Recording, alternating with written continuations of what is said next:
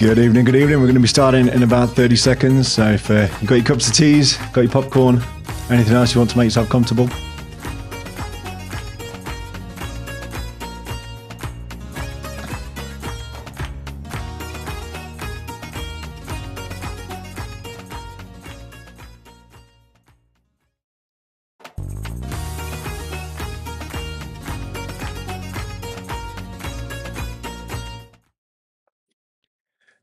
Today, I'm going to be answering the question that literally nobody has asked. I am going to be attempting to pay my road tax though here in Cyprus. And tonight you're going to get to watch me press buttons on a government website. And if we're really lucky, you're going to see me put money into a payment screen. I'll put my card details into a payment screen. This is top tier viewing. You're watching Cyprus Unfiltered, where I tell you real stories about real life here in Cyprus. Now look, I want to talk to you about the road tax first of all, before we actually get into actually paying it. For those of you that don't know, the road tax in Cyprus is, well, it runs from January to December. And unlike the UK, where you just have a 12-month period from rolling from whenever you start or whenever you buy a car, it goes for a calendar year. Now, the deadline is March the 11th. So you'll have seen, if you watched my video last week, you'll have seen my utter surprise when I thought, actually, you know what, I haven't paid my road tax yet, which is why I'm going to do it tonight in front of you guys. March 11th is the deadline, or it's the nearest working day for the annual renewal. And if you don't meet that, there's a €10 fine, and also 10% of the calculated tax amount goes onto the fine. If you get caught by the police for not having your road tax, that can be €150 fine. And fundamentally, you can have your car taken off you, you can be immobilized and whatever and everything else. And so to avoid the penalties, pay your road tax. Let's do it together tonight. If you haven't done it already, you've got a couple of weeks left. Let's just do it, right? Unless you've got an electric vehicle. If you've got an electric vehicle, don't need to watch this because you don't pay road tax anyway, not in Cyprus. So it's really good. However, if we are paying road tax, you can do it in 12 monthly installments. So you pay for the year, you can pay for 3 months, 6 months, or 9 months. And one thing to bear in mind is that when you are buying a car in Cyprus, the road tax actually transfers to the new owner. So unlike the UK, where they changed it a few years ago, which just baffles me, if you buy a second-hand car in Cyprus, it's already taxed. You don't need to faff about with anything. You don't need to do anything with the government. You just carry on driving it and it's taxed until the end of the year, assuming they paid for tax until the end of the year. So there we go. That's the road tax. I'm just going to check over in the comments. We've got some people coming through. Great stuff. Kalimera from Paphos Mark. Kalimera for Monica. Am I pronounce that right? Very Monica. Okay. Cool. The comments are working. Excellent. So look, let's just go through some documents before we actually get onto the road tax, because when you've got the road tax, you need to keep that in your car. Unlike the UK, if you get stopped by the police, you've got 7 days to produce all your documentation. You've got a 7-day producer. In Cyprus, no, not the same. You have to produce it on the spot. So it means that you have to carry around your insurance certificate. You have to have the registration of the V5 document for the car. You've got to have the road tax disc, which hopefully we're going to get tonight, and then we'll be able to print that off. And you've got to have the MOT certificate as well. And like I said, that has to be in the car at all times. So I have these. I've got 2 folders here. I've got one for one car, one for the other car. And it's literally everything is inside. And I have to have my insurance, the road tax disc. Remember those? You used to have to print them off in the UK and have them in the windshields. Well, you have to print them off. And well, no, you didn't print them off in the UK. You got one from the post office back in the day. But no, you have to print these off. You have to keep it in your car. And then I've got the registration documents as well for the car. And that's basically the V5. And if the police pull me over, they want to see all this. So anyway, I have to keep it all in the car, including the MOT, which actually, a couple of things actually, just a bit of interest. So the MOTs in Cyprus, not talking about MOTs tonight, but the MOTs in Cyprus, they last 2 years. Whereas in the UK, they last 1 year. So your MOT comes up every 2 years. And I think that's part of the reason why you see so many broken down cars on the hard shoulder on the motorway in the summer, because the cars aren't maintained properly out here. They're just not. Also, actually, another bit of interest for you, just before we get on to the tax. So with insurance, I'm going to do a video on the north at some point. But if you drive to the north, you have to have specific paperwork for the insurance to go north as well. You get this at the border. You have to pay for insurance at the border. You pay €25 for a month. Doesn't matter the size of car or anything like that. You just literally pay this and you get insurance.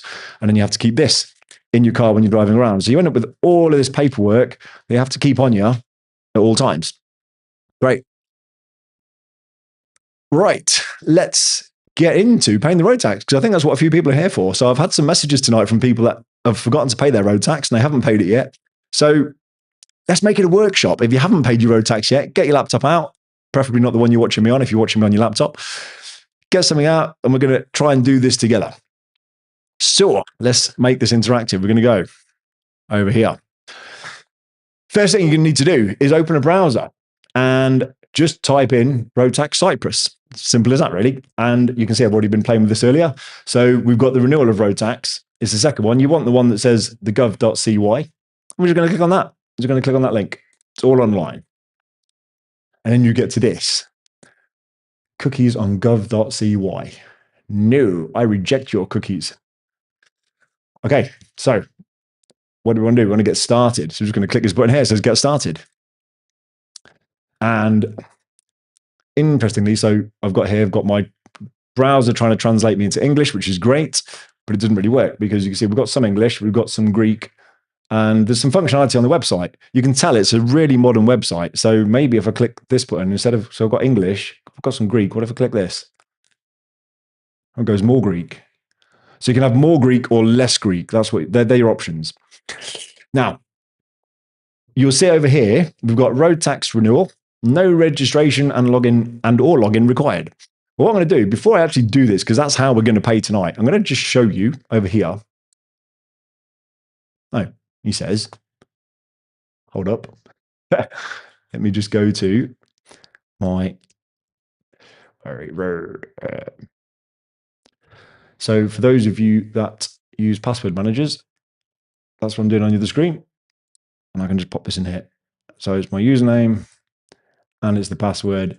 And this takes you into the portal for Cyprus. Now, he says, there we go. Right.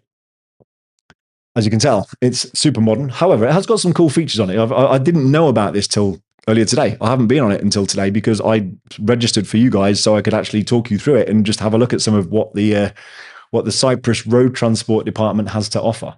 So it's really cool because I can modify details. I'm not going to click on that because it's got my address. I can modify the vehicle details, which probably come on. There we go. So I have two of them. And then if I click on details, it'll probably tell me some stuff about the car. Should tell me some stuff about, maybe this doesn't work yet. Maybe that's in version 2 of the website that is a bit cruddy. Okay. Driver details, application for changes. Interestingly, so you'll see here, oh no, it does work. It's just really slow. Okay. So here we go. So this is quite interesting because for those of you that are wondering, this will tell you how much we need to pay. So we're going to be paying this tonight, 680 euros for the Land Rover. Interesting.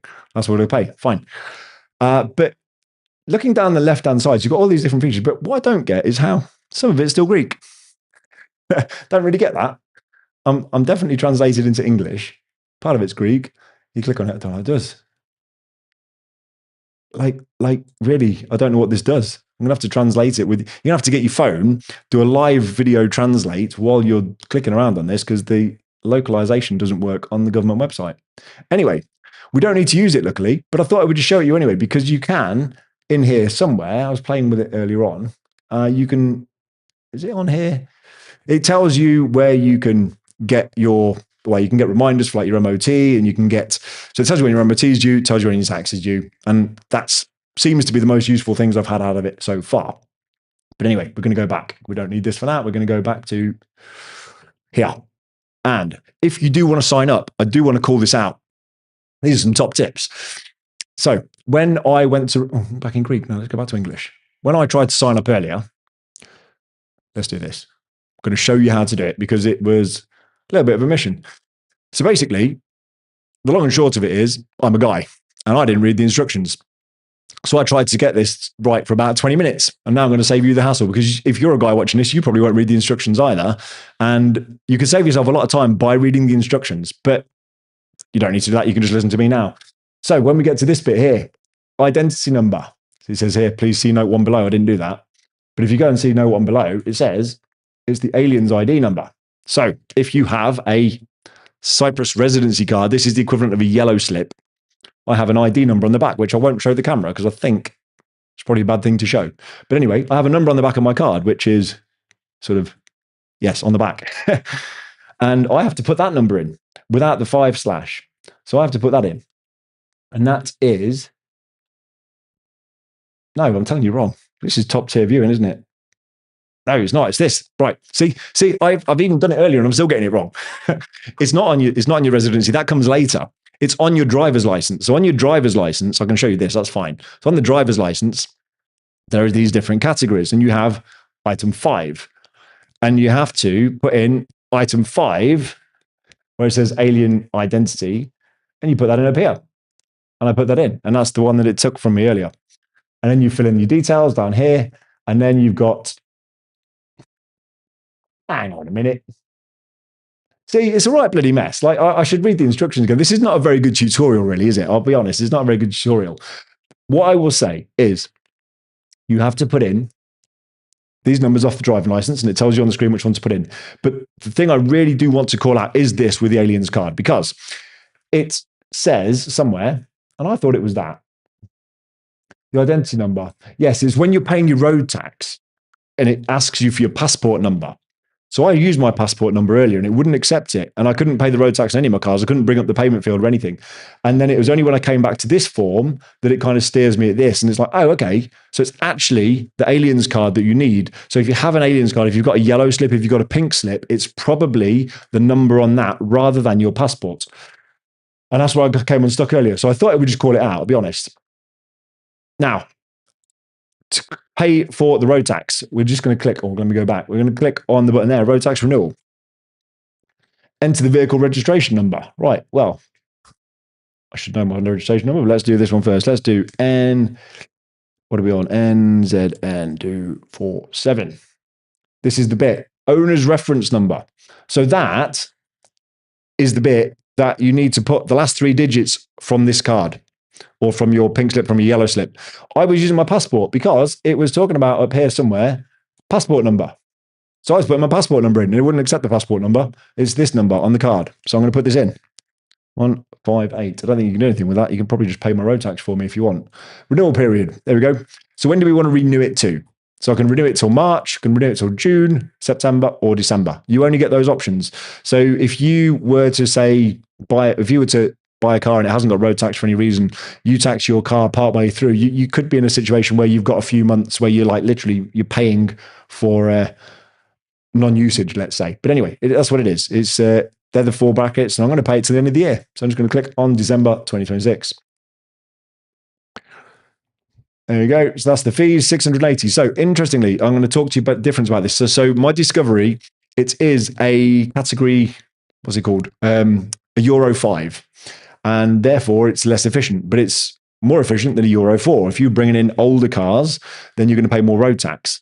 The Mercedes, which you'll see in a bit, the Mercedes, despite being more powerful than the Discovery, faster than the Discovery, it's actually a lot less in terms of road tax that I need to pay. But anyway, we're just going to hit pay.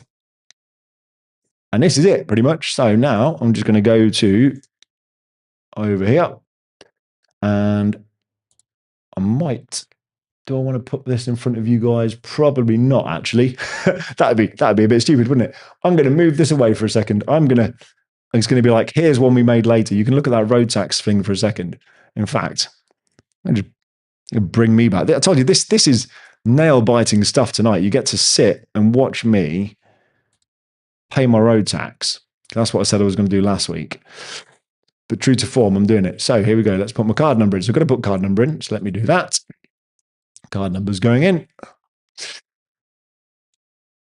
And that's my name.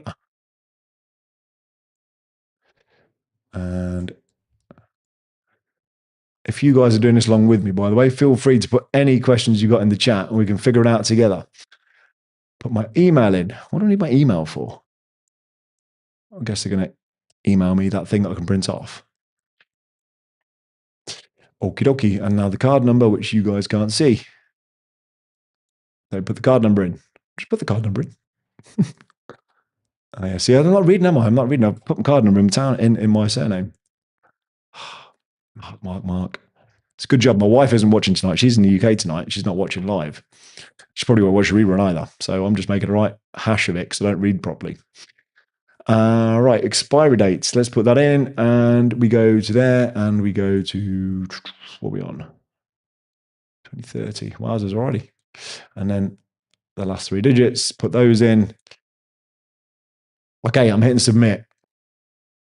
And let's see what it does. So I've hit submit. Oh, hang on. Right. Okay. So it shows you this. This is really annoying because right now, my Revolut app is on this phone that I'm talking to you guys on as my camera. So what I'm going to do, I'm going to spin the camera, but how am I going to do this? I need to get to my app without losing the connection, but I might lose the connection. Let's just try it. Told you it's experimental tonight. Spin this round so I can see what I'm doing. And we might lose the video feed for a second, but I am still here. I'm just going into my, in fact, yeah, you guys can still see the web screen anyway. So that's good. You just don't see my camera. So that's okay. So I'm going into my banking app and I am going to approve this payment within the next 4 minutes and 10 seconds. Revolut's really good, by the way. For anybody looking to do banking on the island, I prefer Revolut to pretty much all of the banks out here. I don't use the Cypriot banks. I'm not using Bank of Cyprus or anything like that. So there we go. Done. Sweet. There we go. So I've accepted it and I've done it. But let me just flick back now to the camera and spin that back around. You see, broken now. Now my camera's not coming back. That's annoying. Oh no, it's come back now. Oh, it's a bit laggy, but it's come back. He says, yes, it's come back. Okay. So we are back. Hopefully you can all see me. So now you can see I paid road tax. Now this here, I have to print. And that's the thing you have to keep in your folder. So let me just align my camera back up again. Right. Turn the printer on. This is a proper workshop tonight. I probably won't take up your time doing both of my cars, or maybe I will. But let's just do this. I'm going to print this out. Do I want to save it as a PDF? No, I want to print it. I want to print. And that gets printed, he says. Printer's booting up. Okay, so while that's doing its thing, I will come back to me full screen. I'm just going to have a look in the chat, see what people are doing. Andrew Oliver Calispera from Derby. Hi, Andrew Oliver. Michael Cummings again. Evening, Mark. Thank you very much. Alex Glass. Hey, Mark. Hey, Alex. Hope you're all well. Right, this is printing. And I'm going to grab it in just a second. I'm going to show you what it looks like. Well, it looks like what you've just seen on the screen. There we go. That is now your Cyprus road tax printed. Well, my Cyprus road tax printed. And that I have to put in my folder and it stays with the car. So that's how we do that. That's how you pay your road tax. So now I've done it once. I'm going to just go back and let me bring the screen back so you guys can see. So now I've done it once. Literally going to do exactly the same thing again. I'm going to do it for the other car now. And the other car, really quickly, I've lost the details. Why don't I know my registration plate for the other car? Right. Is anybody doing this along with me, by the way? There was a few people that hadn't done theirs. Is anybody doing this with me as we speak? PYP 402. Owner's reference. Again, I've got to put in the digits off this alien card. And if you want to pay my road tax, that's the details to pay it with. Okay. Now, this is 265 euros. So as I was saying, the difference in cars, and just come back to me in a second. So the difference in cars, the Mercedes is a Euro 6 car, more efficient, and the Discovery is a Euro 5 car. So it's less efficient. The difference in the road tax is quite staggering because, like I say, the Mercedes is more powerful, it's got more horsepower, it goes faster, but it's more efficient. So therefore, my road tax for that is 265 euros instead of what I've just paid, 680 euros. So it's like half the price, less than half the price. And you'll find that if you are going to bring a car from the UK, the newer the engine, if it's a Euro 6, you'll pay lower road tax. If you are on a older car, like a Euro 4, you can pay crazy high road tax. I think the road tax for old diesels gets capped at something like 2,000 euros. There's a top tier cap on it, but it can be really expensive. So just something to bear in mind if you are looking to bring in an older car. The other thing I will say is when I was doing this so I was doing our car stuff with Peter Morton. And like I say, Peter Morton as a removals company, they were great. They did everything for us with the boxes and the actual physical move was amazing. The car, I don't know what it was with the car, but everything with the car, just I couldn't recommend it. For those of you that saw my video a few weeks back, I was left high and dry trying to get my car registered in Cyprus, and just it took me a long time to get it done. But the other thing was that before I even brought my car, they said, send in the details and we'll get you a quote. We'll tell you how much your road tax is going to be. And I sent it in several times. And not once before I moved did I get the price of my road tax. So I was kind of taking my car in blind. I didn't know what my road tax bill was going to be because they never gave me the quote. I kept asking for information. They were like, we can get it, or you can get it on the government website. And I could never figure it out on the government website. And I didn't know how to use this thing at the time. So yeah, just something to bear in mind. If you are looking to bring something across, see if you can get a quote first, because if you're bringing something older that's a bit more exotic or a bit more rare, then you might be paying high road tax on it. So just something to bear in mind. Okay, let's just jump onto this again. And so I'm going to pay this one now. So same again. Right, so I'm going to put payment details in. Just bear with me 1 second. It'll be quick this time because I'm now reading the screen.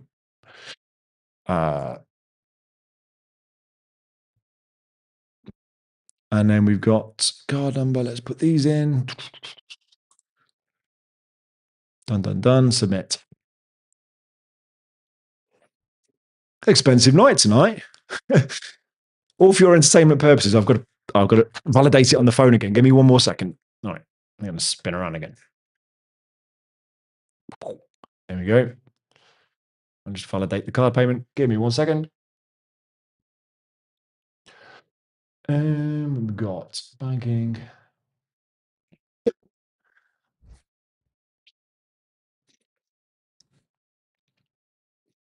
Confirm payment. Done. So I've hit confirm on my phone. This is its thing. It's doing the thing. And we can. Looks like you entered the wrong date for your card. Oh, no, I didn't. Well, I must have done. Okay, well, transaction has not been accepted or has not been completed. That's not good, is it? Error. It doesn't even give me an option to go back. How annoying is that? If I go back, oh no, that's bad mark. No, don't use the back button. It'll probably try and recharge me. Okay, I'm not going to do it anymore. I'm going to do it when I've stopped taking up your time. Let me switch back to the camera. So I respect your time. And I appreciate the fact you've all dialed in to watch me pay my own road tax. Come on, spin around. There we go. Alrighty, let's just move this here. Well, anyway, there's a bit of a workshop tonight. There we go. Sorted that out. Bit of a workshop tonight. I was talking about banking. I don't know if I just concluded what I said because I was printing. So just on the banking side. So I'm paying this tonight with Revolut, and I typically use Revolut and Wise for all of my payments now out here in Cyprus. I have a Bank of Cyprus account which I needed for immigration. We have that, and honestly, I don't use it. It was just a faff. It was a faff for my personal account. It was a faff for business, but you get it for immigration, and then we just never use it again. But anyway, right, that is how you pay your road tax in Cyprus, or at least part of it. It's how you pay one of your cars. So I am going to literally go straight over to questions. But before I do that, I'm just going to go to this because hopefully you found that useful tonight. Like I say, it was a quick video. It was going to be a workshop, like I said. But look, when I was moving to Cyprus, there was nobody showing this sort of stuff. There was nobody showing what life was really like in Cyprus. And so I'm trying to document it now for the rest of us. So my only ask is like, if you're finding this useful, if you're finding it helpful in any way, then I'm trying to help as many people as possible. So just give it a share and forward it out to people. If you think people are going to watch it, share it in groups or whatever, really appreciate it. And what I will just say as well is I'd like to just give a quick shout out. So I'm going to come back to this because I have been meeting a couple of people this last week or so. So Ferry, Monica and Oliver, met you guys for coffee. Thank you very much. That was really cool. So those guys are from Slovakia. In fact, actually, just on that point, they're from Slovakia, live in the UK. For the people watching tonight, where are you watching from? There was a few people from various places last week. Are you all watching from the UK? Is there anybody watching from somewhere that isn't the UK? Be interested to know where you're watching from. But yeah, so I met Ferry, Monica, and Oliver this week. And interestingly, while I was sitting with them, we were sitting talking, and there was a couple on our right hand side, and I was kind of aware of them, but I wasn't really wasn't engaged with them or anything like that. And anyway, they were standing up to leave, and a gentleman comes over to me and he asked me how my face was. I was like, oh, what do you mean? And like, it just took me by surprise. And so a gentleman called Paul and his wife, who was there, said hello, and they recognized me from the channel, and they just said hello. And so I just want to say thanks very much for saying hello. Thanks very much for your concern. Much appreciated. And I'll be honest, I was a bit taken back, Paul. So if you are watching this right now, I caught your name. I didn't catch your wife's name. So maybe you can tell me in the chat what your nice name is. And it was a pleasure to meet you both, albeit briefly. But hopefully the move works out for you anyway, because I know you said you were moving, you're building your house and you're moving. So hopefully that works out as well. And also Lee and Louise, met you guys yesterday. We had beers, we had wine, orange brandy, and moussaka. For those of you watching, if you've never had a moussaka, you have to have moussaka when you come to Cyprus. It is amazing. I'd never had moussaka until I came to Cyprus, but I love it. It's really good. It's really good Cypriot food, and it's really cool. So yes, look, that's it. I'm going to come over to questions. There's not much going on in the chat tonight. I guess it's pretty boring, right? You guys just watching me pay my road tax. It's pretty boring, but I'm going to leave this open to Q&A. Ask me anything you want. I'm here for a bit, for as long as you want, really. I haven't really got anything else to do tonight. It's a bit lonely, isn't it? Because my wife's in the UK, my son's in the UK. So I'm here for you guys for a bit. Anyway, ask away. Whatever questions you've got coming through, I'm happy to answer them. If you don't have any questions, then it could be a real short night. So, right, here we go. So from Simon, hey Simon, good evening, Mark. How easy is the process of getting a Cypriot driving license if you already hold a UK license? That's a good question. It's actually quite easy, Simon. So essentially what you do is you take your British license down to the road transport department. And if you are in if you're in Paphos, then it's the most obscure place. It's kind of like, that takes you around the back of this building estate. And it's just really weird where you go. But anyway, you go there. And you know you're in the right place because there's pretty much always a queue coming right out the door. And when you get to the till, when you finally get to the front, not the till, when you get to the counter, you've got the happiest man in the world serving you. Guy loves his job. You can tell he has a fun time every day. And so what happens is you go in, you take your English license and you say you want to exchange it all over, and they make you fill out these forms. And then you end up handing the license over. And I think the whole process took like maybe 3-4 weeks, something like that. But they take your photo on site and everything. And you don't take a test or anything like that. They just do it all on site. They take your photo and then you have to go back and pick up your license a little while later once it's done. And from what I remember, they give you a receipt because obviously they take your UK license off you. They exchange it with the Cypriot ones. You can see I've got a CY license there. So they exchange it. I'm pretty sure you get a receipt to have so that you've got a licensed bit of paper. So if you do get pulled over by the police, then you've got something that proves what you have. But from what I recall, there was no cost, or it was very small. It wasn't like a big fee, and it was just it was dead easy, And the good thing about it is if you exchange your UK license for a Cypriot license, and I found this out recently, if you go back driving in the UK, you're pretty much immune to getting speeding points on your license. So I was speaking to a friend who is in the police, and I said to him, I said, if you pulled me over and I got my Cypriot license out and I was speeding, what would happen? And I might be able to get a fine, but they're not going to chase me down for points on my license because it's all cross-border and everything else. So for all intent purposes, it feels like I'm immune for getting speeding tickets in the UK. It's kind of the same thing right here. If you come over to Cyprus and you're living here, if you've got your UK license, from what I understand, and I've never been pulled by the police for speeding out here, but from what I understand, if you flash a UK license, they can't really do anything about it. They can't put points on your UK license, but you do need to exchange it within the first 6 months, from what I understand. So from what I remember anyway, you have to exchange it within 6 months of being here. So you do that, you change it over, and then you've got your Cypriot license. The pinnacle would be to keep both, somehow keep your English and your Cypriot license. Then you can't get points in any country, but no, it's not allowed. That is illegal. I don't condone it. But yes, I hope that answers your question, Simon. It was not difficult at all. It was surprisingly simple. I didn't know if I was going to have to take a test or anything. And literally all of the endorsements on the back tells you what you can drive. It's the same as the UK. So they just let you exchange it. And whatever you've got qualified, well, whatever qualifications you've got, if you've got like a HGV qualification or a license for that, if you've got a trailer or motorbikes, anything like that, anything you've got in UK license, they would just pull across. So yeah, really, really simple. Hopefully that answers the question, Simon, anyway.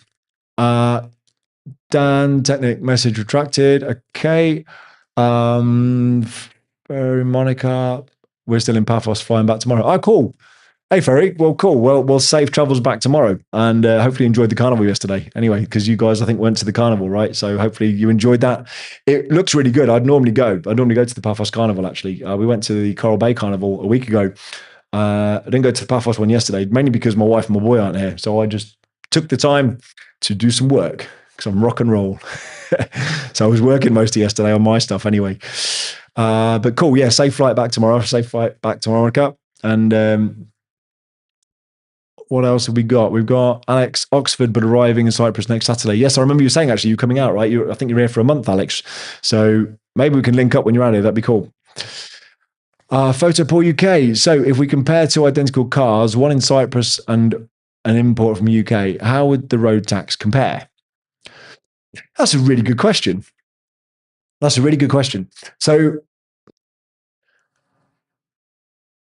from what I understand, and I could be incorrect here, which is why you need to get your shipping company, not Peter Morton, because they didn't help me out. Probably get Andrea from CSS to help you. I'm sure she'll sort it.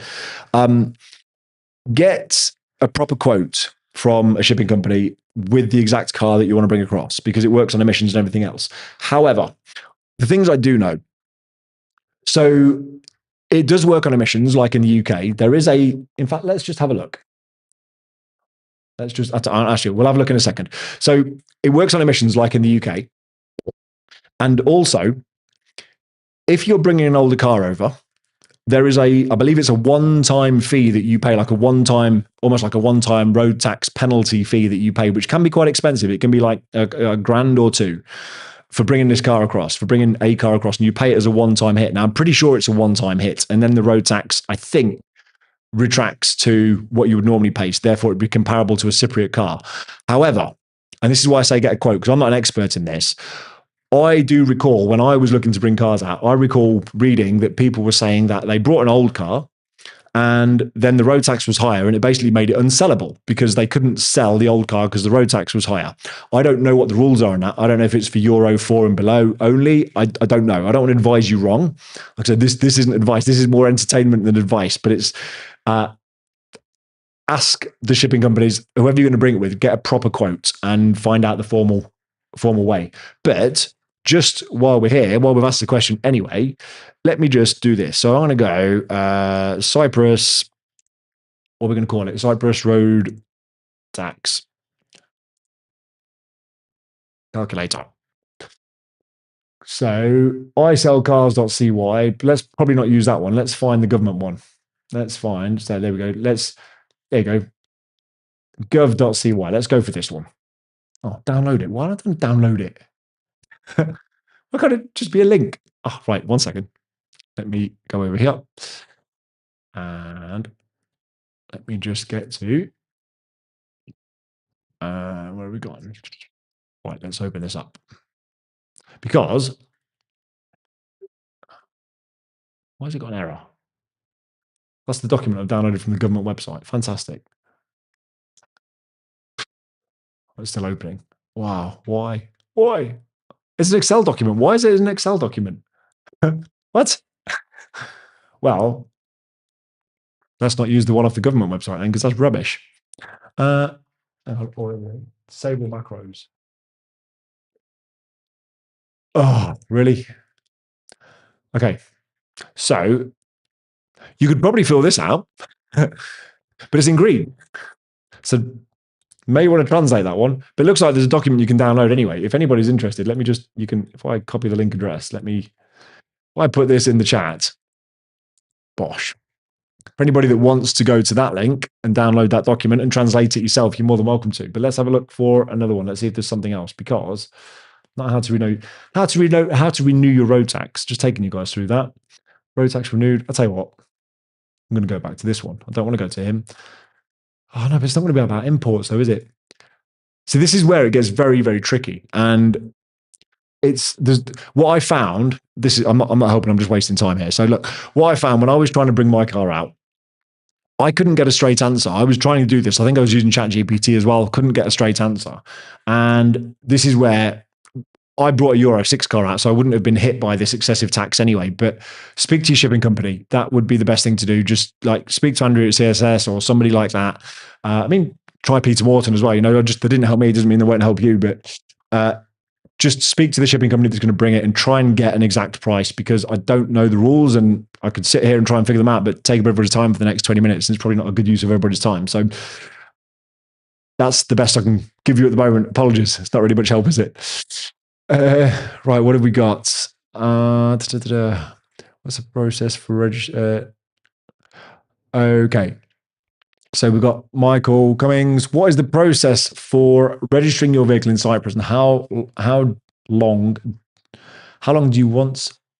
Okay, how long do you want the vehicle? I think you say right. How long do you have to do it when the vehicle arrives on the island? Okay, I think that's what it's getting at. Sorry, either I can't read, or you can't type, or a bit of both. And I don't know. I'm clearly not in a good place tonight. How long? Right. So you have. Technically, you should have 6 months. You've got if you bring a car in, any car, you can kind of bring it in. It has like a little tourist visa. It doesn't have a visa. It's just you can't have it on the island for more than 6 months without it being registered. Now, that registration, it's a bit like your immigration. As long as you've got something in the diary, you're generally okay. So I had my car, because I brought the Mercedes. I brought my car across, and it was probably a year before it was registered on Cypriot plates.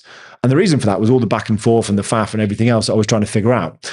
But the customs, they were really, really good. They kept ringing me a couple of weeks before it was due, and they were asking me, do I need an extension? And I was like, yes, please, because I was still trying to figure stuff out. And so I had it for about a year before I ended up with my Cypriot plates on. But the process itself, once you get going, I ended up using a guy that was helping me with my Cypriot plates and getting the registration done and everything else, because you end up going between customs and then the road transport department. So where we've just done the road tax now, and the same place you have to pick your driver's license up from, you end up keep going back to this. You end up, you get to know these people when you get there. And the road transport place is really strange. So when you go in, you can join the big queue, or if you're trying to sort your car out and you get it registered. In fact, actually, let's make this a little bit interactive. I'm going to show you this. I'm going to the maps.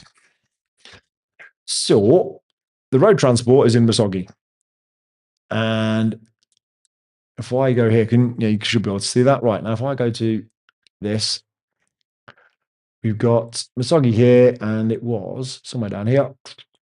This here, right? So let me just go back to maps and I'll show you where it is. Right, there you go. Department of Road Transport. So if you're in Paphos, you're anywhere Paphos, that's where you end up going. It's in Masogi. And when you go there, you come in here and you get to see all the trucks, and you get to see, like, there's the test center here that they test the cars and stuff before you allowed the car to bring in, because you've got to have your car MOT'd before you can get Cypriot plates and all of that. But basically, you queue. I wonder if I can drop the little man. Oh, you can. Amazing. Right, here we go. Right. So, can make this really interactive tonight. Here's the road transport. And look at that. I told you that there's always a queue of people. There's always people outside. And but then quite often there's a queue of people coming out the door, and then these will probably be waiting for something. But anyway, you end up waiting here for ages, and you can queue there. But what happened was, and what ends up happening is, when you queue there the first time, they said, oh, you need to go to the other bit of the building. So you've queued there for ages. Then you have to go to the other bit of the building. And the other bit of the building is, if I just go back to the map, is round here. It's around the back. So I'm going to drag the little guy down here. Hopefully we can see. Oh, that's not helpful, is it? Don't know in the street. Oh, there we go. No, it still kind of works. Right. So, yeah, we can look over the fence. We're good. So this is road transport. And basically, so the entrance was round the back of this porter cabin type thing. But when they tell you to go for the registration and you fill in all the documents for the car and everything else, you can either come through this door, but if you go through that door, there'll be a queue of people down there. And the thing is, the door is basically, these two windows here is the building. The door on the inside was quite often locked, so you couldn't even get in. So you're like trying to get there, and then you go back, and then there's another queue of people, and you've got the happiest man in the world at the counter, and you're just like, oh, so where do I go? Anyway, what we found out was these doors, they're clearly closed because it must have been whenever the drive-by was done is closed. But these doors are usually open. And you literally walk from the car and you walk around into these doors, and there's a set of steps on the right-hand side, and you walk into the offices that way. And that's how you get in. And so it was really weird we went there and we had to go there several times. And the reason why we had to do that is because we had to take in the documentation, and then you had to get like the customs release. And because it was over 5 years old, we were going back to customs, and we had to then get we had to do like an application where you apply for the car to come through as transfer of residency. And when you're doing that, let me just come back to me for a second. So when you're doing that, your transfer of residency is the only time you can bring a car into the country that is more than 5 years old, unless it's a commercial vehicle. I think you can bring pickup trucks in that are older, but for a normal passenger car, it's the only time you can bring a car in that is more than 5 years old is when you're transferring residency. Now, customs and excise, they get very excited about this. And this is the bit where they want to go through all the paperwork. And this is the bit, excuse me, I got really stuck with because I was kind of going back and forth. And anyway, they have to you fill in a load of paperwork with these guys. Then they send it off. And while they've sent it off, you've got to get other things done. You have to get your MOT done and stuff like that. So what I'll probably do is at some point is I'll do a video just on that process. For people that are interested in that process, I'll break down the whole thing, what we did with the car end to end. And same way, I'm going to be doing the sequencing. So I'm going to finish off with the mini series that I was doing about the immigration and what we were doing next and everything else. So that's still coming. But yeah, basically you spend a lot of time going between these guys here and also I'm not showing you, right? Between these guys here. And then what I'll also show you is, I'll just go back to the map. So you go between the road transport department, and then if we come down into Paphos here, we've got, where's the courts? Right, there we go. Let me just go back to a satellite view. So this is the court. And for those of you that heard about my immigration video and about how the guy was getting his stamps from the courts, well, that's in Paphos. There's this building here. That's the courthouse. That's where you have to go and get your aliens and immigration thing stamped because you have to go into the court and sort that out. But the reason why I'm showing you this is because this is kind of like the government area now. And when you come down, there is a building, basically this building here in front of you, that one with the pink on there, or the whatever color it is. And you go through. There's a set of doors here. You go up to the first floor, and it's just on this first floor here.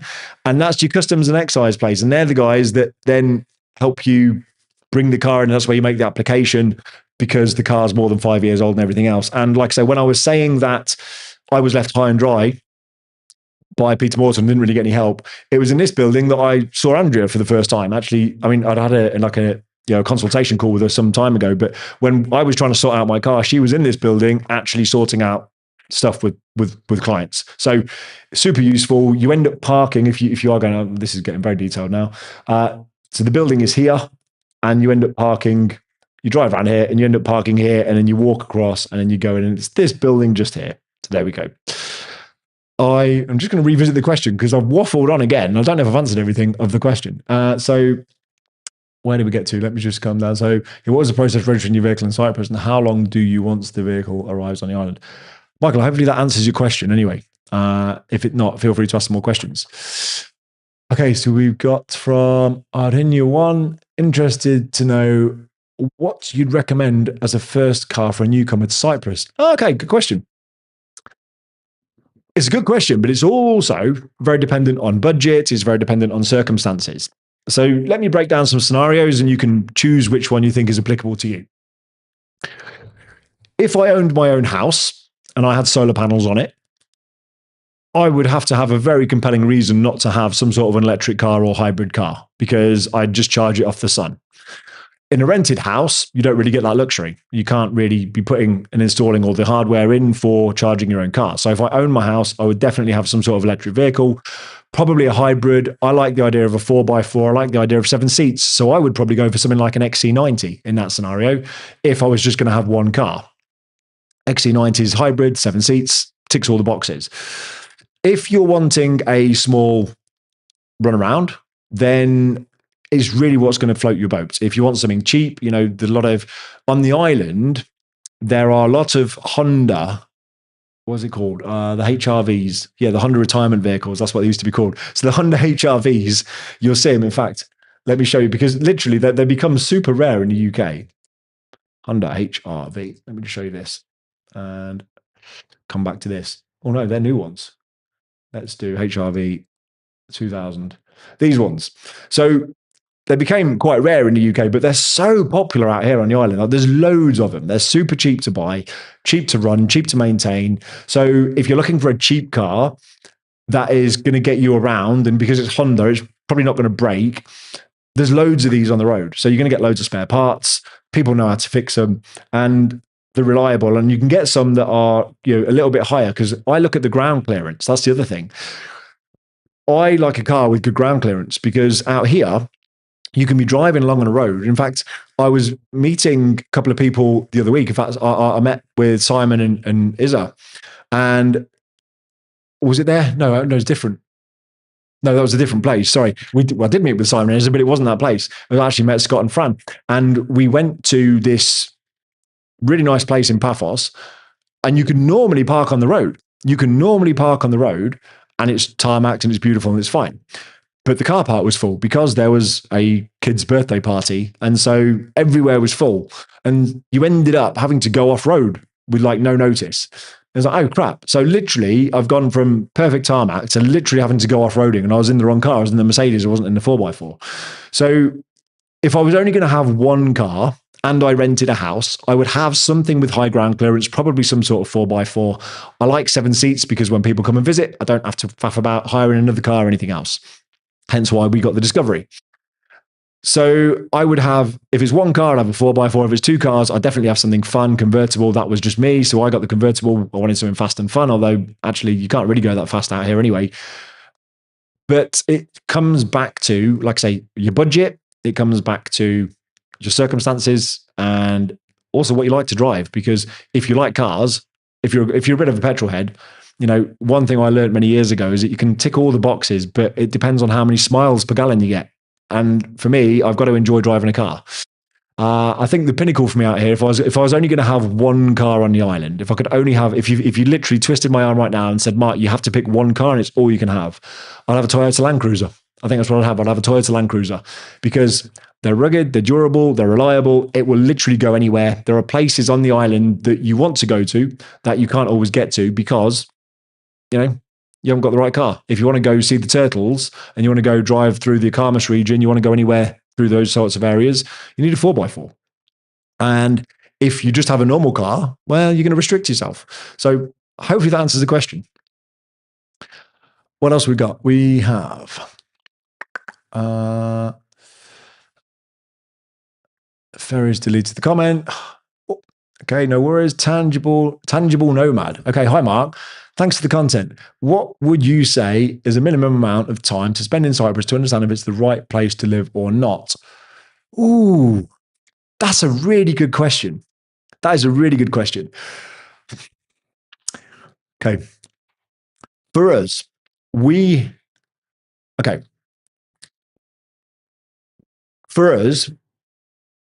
we spent initially, it was just shy of 6 weeks in 2022. The original plan was for us to come out for the summer in 2022. If we liked it, we were then going to come back, book it again for the following year, for 2023, do another extended stay in the summer. And we were doing it in the summer because my school's summer holidays. And if we liked it in the summer the following year and the novelty hadn't worn off, then we were going to come and do it at winter because everybody said it's cold. So everybody says, you need to come in and sample it at winter. It's really cold. It's painful. Come in the winter. So if we liked it in 2022, we'd have come in 2023. And then if we liked it in 2023, we'd have come the winter of 2023 with a view to then moving in 2024. So that would have given us probably, maybe 14 weeks in total or thereabouts. Now, if you are risk averse, that's a very slow, methodical way of doing it. During that time, when we were trying to make the decision, 2 weeks in, we hadn't really missed anything from the UK. So my wife and I were it sounds really sad, but we were taking notes of like the things that we were missing from the UK. And like 2 weeks in, we had a review and it was like, so what are we missing? And we weren't missing anything. And it sounds horrible, but at the time we weren't even missing friends. It was just because it was, kind of exciting.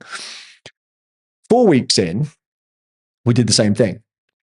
And 4 weeks in, the only thing that we could tangibly say we were missing, aside from friends at this point, was a dishwasher and decent internet. We missed nothing else from the UK. Couple that with the fact that prior to us moving, prior to us doing the trial living in June 2022, we'd just had somebody pass away, a friend of ours in Poland, and passed away. And it was, I got used to people. I'm not going to go down this road tonight, but I got used to people that in my family and around me dying. They were all older than me, and this was the first time somebody younger than me that I cared about actually passed away. And so we were 4 weeks in, and we sat there and we were like, what are we waiting for?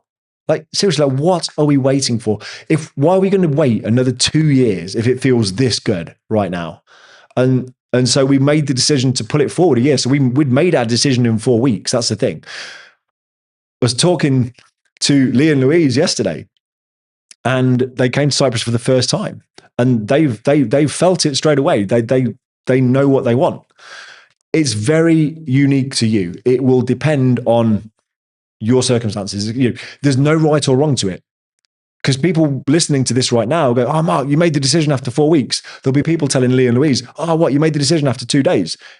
Screw everybody else. It doesn't matter. It's what's right for you. It has to be right for you. And you'll feel it. So what I would say is when we came out and we did the 4 weeks and we made the decision, the last 2 weeks were kind of torturous. And that sounds ridiculous, but like, you got to imagine this. So we were 4 weeks in, we'd made the decision to move. Now I'm very much we've made the decision, now let's take action. Let's get on with it. Yeah, I don't like faffing. I just want to get on with stuff.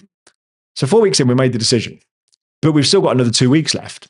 And most people would be, oh, I've got 2 weeks. I can relax. I can chill. I can go on the beach. I can go on holiday. And for me, that was torturous because I didn't want to just relax for 2 weeks. I didn't want it to be temporary. I wanted to make it permanent. And those 2 weeks were slowing me down from making it permanent. So all of a sudden, I'm in the place that I want to live in, but because it wasn't permanent, I actually wanted to go home. I actually wanted to go home at the end of the 4 weeks. Cut the trip short, go home, and start taking action to make it happen for real so that we could get out here and move. So that's not really an answer to your question. I'm not trying to sidestep it. I'm just saying it's got to be right for you. Like, literally come out and try it. And if you feel right after 2 days, then you feel right after 2 days.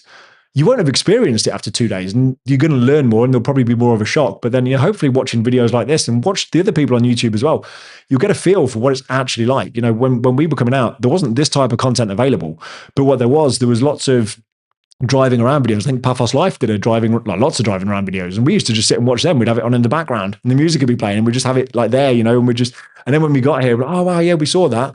But it's different type of content, different type of channel. But what we'd say is just watch everybody. Have a look at the other creators that are online and see what they're doing. Get a feel for it, because you might find that you come out for a weekend and it feels familiar because you've watched so much content online.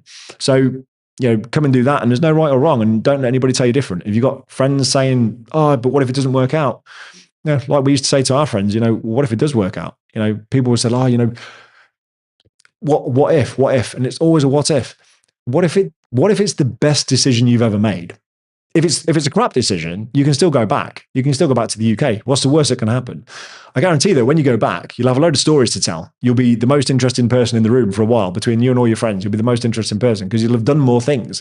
When we go back to the UK, don't get me wrong, people are going about their lives. We're missing our friends a lot. We're missing the kids growing up and stuff like that. But if I'd have stayed in the UK for the last 2.5 years, the experiences I'd have had in the UK wouldn't have been that varied. They'd have been very similar. I'd have been doing the same things. But by coming out here, my experiences have just grown astronomically. The things I get to do, the people I get to meet. If I hadn't moved out here, I wouldn't have set this channel up, and I wouldn't be meeting you guys. People that come out and meet me, it's just opened me up to all kinds of things. So what if it's the best decision you've ever made? Yeah, only you can answer that. So don't put a time on it. Don't say, okay, well, I haven't been out for 6 weeks and therefore I don't know. All I say is, and this is just something to be careful of, you can enjoy anywhere for 2 weeks. If you're trading on that holiday feeling, if you are going away to somewhere like Cyprus, let's say you visited here and you're on holiday before and you're like, oh yeah, it was lovely. They're the holiday feelings. I did a video on this a little while back, but you're trading on those holiday feelings. And you can enjoy anywhere for 2 weeks. You can go camping and enjoy that for 2 weeks, but you wouldn't want to live in a tent, right? So there isn't a right or wrong to it, but just make sure, and this is like the advice I will give you, is just make sure that you are trading on the right feelings. And don't listen to what anybody else has to say. Don't even listen to what I have to say to an extent. It's like my experience is my experience, but it's unique to me. And it's going to be different for you. So come out, try it. If you like it, if it feels right, you get that gut feeling, that intuition. If the gut feels right, go for it. What have you got to lose? Hopefully that helps. Where are we with the questions we've got? There's quite a few coming through now. Hold up. Right. Andrew Olive. I don't know if I skipped one.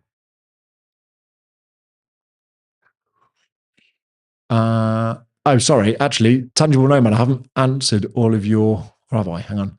Is it the right amount of time to spend in Cyprus to understand if it's the right place to live or not?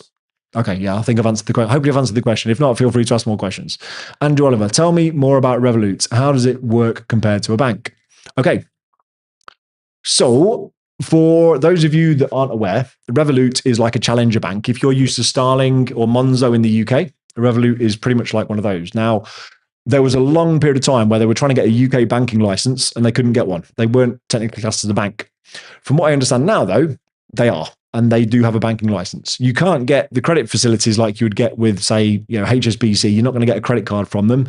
You don't get credit facilities from any of the challenger type banks. So even Bank of Cyprus, you could if you've lived here long enough, open a credit card with them and all the rest of it. If that's the sort of thing you're after. But with the Revoluts, with the Wises, with the Monzos, the Starlings, all these challenger banks, you won't get a credit facility with them for the most part. If you are leaving the UK, you actually can't keep Monzo anyway because they haven't got a banking license out here. So you're breaking the terms and conditions with Monzo if you try and keep the account. Same with Starling as well. So I ended up having to close mine down. Revolut, you're fine. You end up with an account out here. Wise, you're absolutely fine. The reason why I like Revolut is because, so I pay for, it's like you pay like a monthly fee.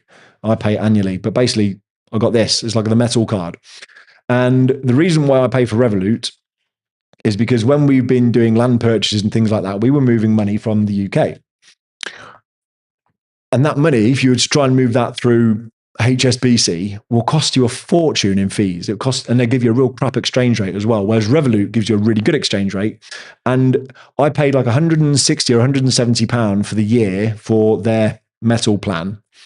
And it saved me in conversion fees, probably about £1,000 thereabouts in the fees that I would have paid had I not signed up to that. So it's covered its cost. And then you get all the free benefits as well. Like you get a Perplexity Pro, you get, you get like chess.com, there's like a whole bunch of stuff you get. But I really like it. As far as banks go, I really like it. It's easy to use. You can do everything on your phone. I've got business accounts with them. So I've got a Bank of Cyprus business account out here, which, I still need to close that down. I should do a video on closing down the Bank of Cyprus business account at some point. I'll probably do a video on banking at some point, actually, if that's of interest to people. But yeah, I've got a Bank of Cyprus business account, which I can't use. Don't know how to use it. Like literally you have to pay for this freaking DigiPass thing on your phone. It's never worked. I've never been able to get the account working. There's probably fees being racked up in my name, in my business name, because I've never used the account. Like literally, I've just never been able to use the account because they always want something else from me. And so to get certain things working, they always need, I literally I'm going to go off on a rant on banks. I went to the Bank of Cyprus about 9 times to try and sort out this business account. And every time they wanted something different or something else needed doing or whatever. And on the 9th time, I went there and the last thing they said was, the secretary needs to sign this document. And I'm like, yeah, but I'm the director. I'm the only director of the business. No, secretary needs to sign it. That's my wife. And like, well, why didn't you tell me that before? Like literally, they drip feed you information so that every time you go, there's like another bit of surprised information that they want or need. And so 9 times later, you think how many times, like literally, but by the time you've gone there, gone back, parked up and stuff, like 9 hours in the bank and I still couldn't get the freaking account working. I came back, I was so pissed off, excuse the language, but I was so pissed off. I went on to Revolut, I had details for a business manager. And I'd got my account sorted in literally like the same day or maybe like 48 hours by the time it was all done.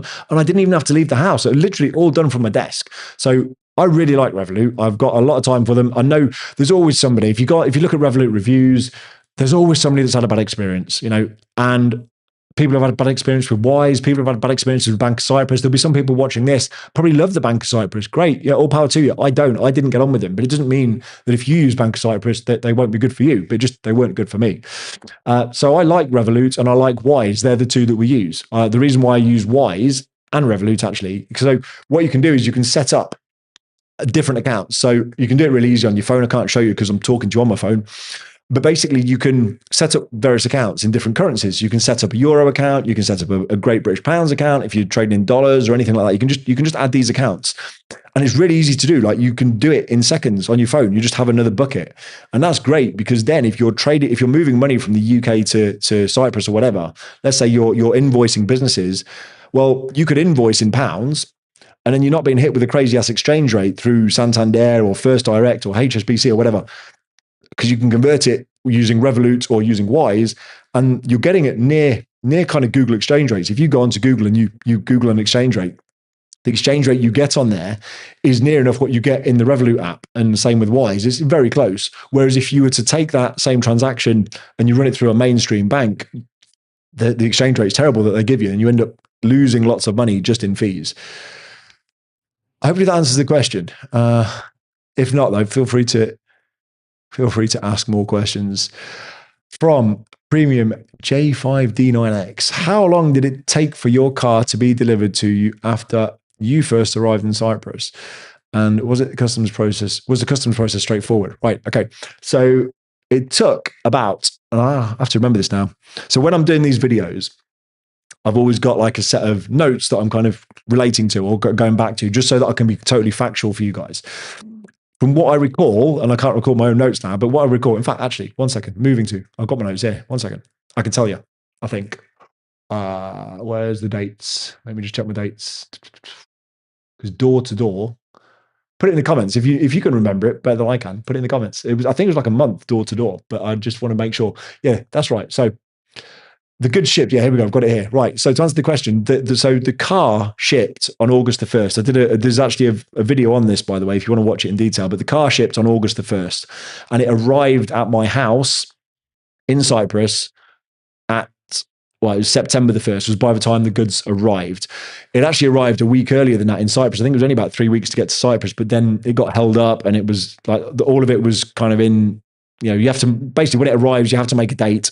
You set an appointment, then it comes, and it was literally like from August the 1st to September the 1st, door to door. And then on August the 1st, we got the car. And then when you got the car at that point, you sign it all off, customs are there, you're taking the car out of the lorry. Well, you're not, but the company does. Takes the car out of the lorry, they check the car, and they take all the numbers down, serial numbers or whatever, the checking things on the car. You sign a bit of paper, and then off they go. And then that starts the process of your 6 months to get it registered in Cyprus. Was it straightforward? I mean, I've answered some of the customs process tonight. Hopefully I've covered off some of that. But like I said, I'll probably do a car video at some point. But hopefully that's been useful. From Diane. Hey, Diane. Is Tamsin there as well? If Tamsin's there, hi as well. I've just found this post. Seems like a 10-year-old Ford Galaxy would cost €1,390 a year. I think we'll be leaving that behind. Yeah, I mean, that's the thing, isn't it? When you've got older cars, unless it's something that you really enjoy driving. So like I say, I keep banging on about this. I really like Jaguar XKRs. And I can't get one in the country anymore because you can't bring them in because they're more than 5 years old. And the ones that are already here are just way pricier than they are in the UK. Now, if I was doing my time again, I'd probably have just brought one of those and I'd just pay the road tax because I enjoy the car. As a petrol head, I'd just suck it up as a cost that I go, well, it's a cost of having the car. It's a car that I enjoy. But if it's just a bog standard, if it's something that you don't really care about, you just take it or leave it, if you're not passionate about it, then yeah, you're probably better off to either get something newer and bring it and it'll still be cheaper. Like you've seen the cost of my Mercedes tonight, that was only €265, right? And that's the crazy thing. Your Ford Galaxy, it's going to be, because I think it's a Euro 4 at that point, it'll be classed as higher polluting or whatever. And so you want to get something like a Euro 6, and that's going to give you the cheapest road tax. But yeah, if you've got something that you're passionate about, that you really like, and you enjoy driving it and you can afford to pay for it, then no harm in bringing it. It's your choice at the end of the day. There's no right or wrong. There'll be lots of people that aren't car people going, well, that's just crazy. I'd never pay that. That's fine. But I don't buy designer clothes either. I don't buy designer handbags. That's not me. So my thing's always been cars. I don't mind spending a bit of money on cars. I do mind spending money on fashion and clothes, which you can probably tell I'm quite basic when it comes to clothes. So anyway, so if you've got a 10-year-old Galaxy and it doesn't have any meaning for you, if it's just a car, then yeah, get something cheaper, get something newer, and you'll be paying a lot less road tax. Actually, on that point, I was saying earlier about electric cars. You don't pay road tax on electric cars.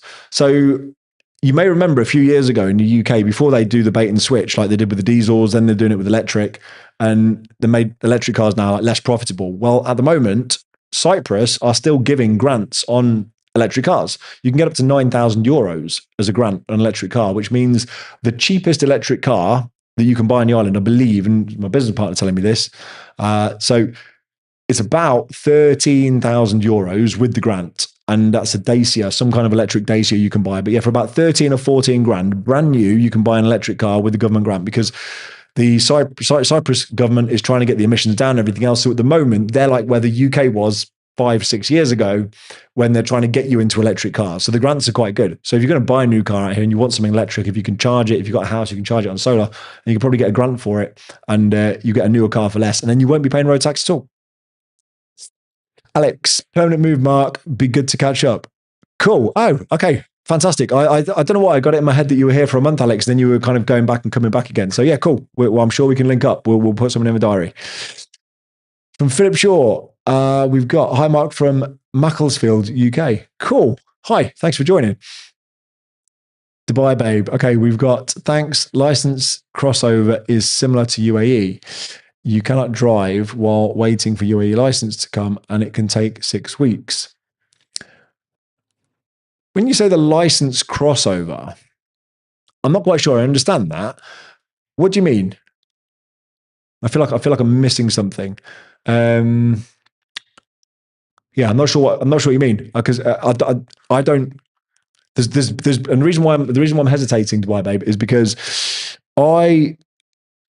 there's nothing that stopped me. When the car arrived on that September the 1st, I could just drive it.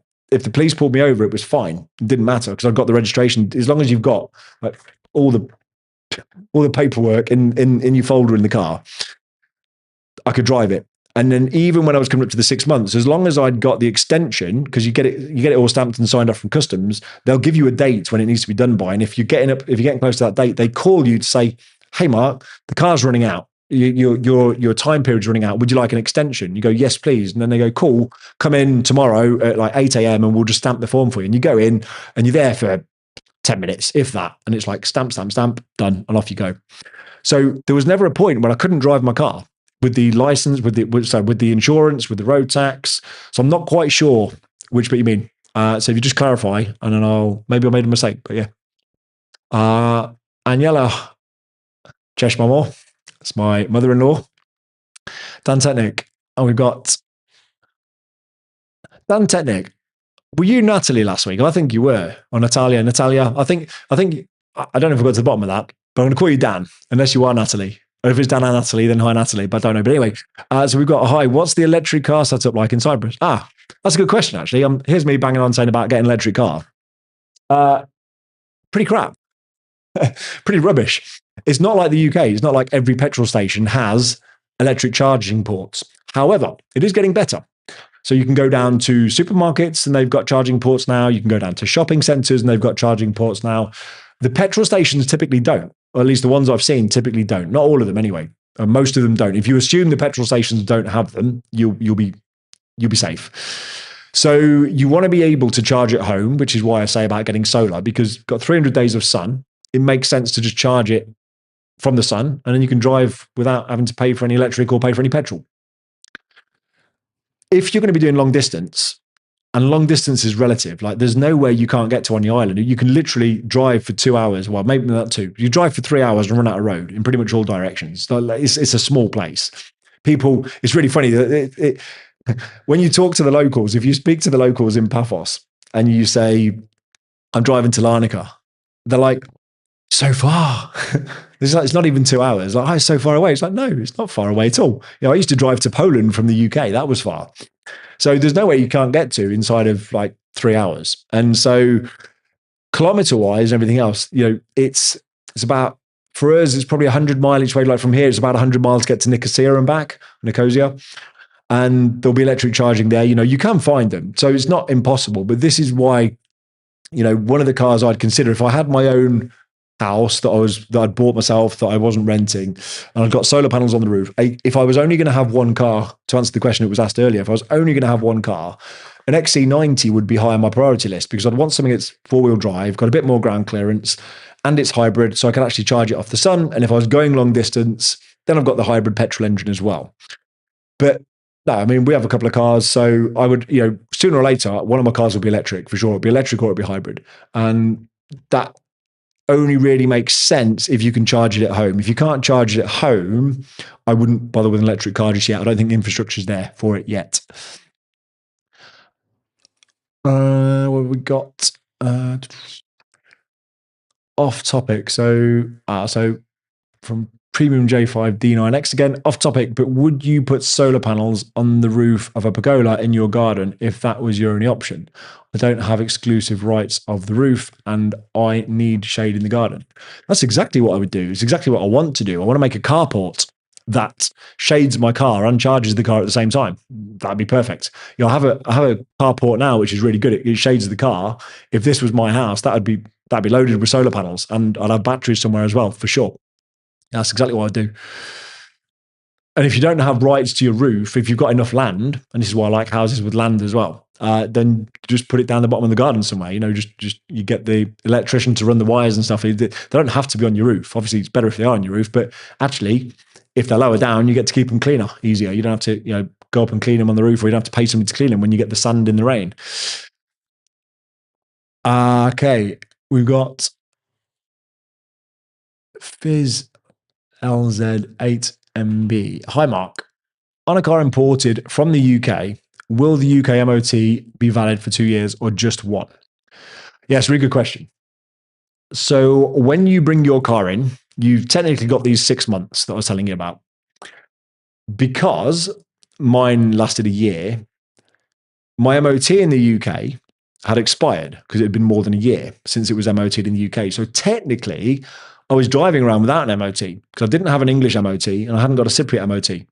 Nobody seemed to care because when you get your car registered, then you have to do the MOT and that's what lasts 2 years. But there was a period of time when I technically didn't have an MOT and maybe it could have been done. I don't know. But literally, because the car wasn't registered, it's like you can bring a car in and I don't think they check the MOT. I could be wrong. Somebody can correct me in the comments if I'm wrong, but I didn't have a problem. I never got pulled over. Nobody challenged it. And when it came to actually registering the car, you have to do a fresh MOT anyway. But yeah, there was a period of time when I was outside of that 1 year window and the 2 year, and my Cypriot MOT hadn't quite been done yet. So hopefully that answers the question. Simon, message retracted. We've got here, Tangible Nomad, thanks. I've had honeymoon periods in other places, so would just be concerned about making a decision within that period. I guess it's what you're doing at the time you're there more than the amount of time. Okay, so it does depend. I mean, the honeymoon period is real. You get in this euphoric state when you go on holiday.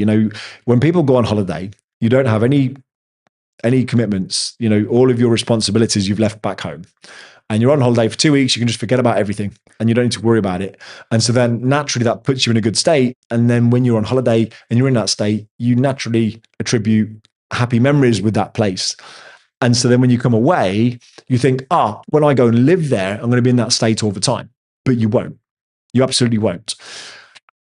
It does become a mindset thing, but it's just being realistic. When you live somewhere, it's different. That's why I'm doing this channel, is when you live somewhere, it's different to just going on holiday. If you want to go and watch top 10 beaches or whatever, there's plenty of channels that'll do that and you can go and watch them. But living in Cyprus is totally different to just coming on holiday. So you're right, there is a honeymoon period. When I moved here, that honeymoon period for me lasted somewhere between like maybe 6, 8, maybe 9 months before it stopped feeling like a holiday. And after that period, at that point, it just becomes the new norm. Like everything was the new norm. It was like the weather is the new norm.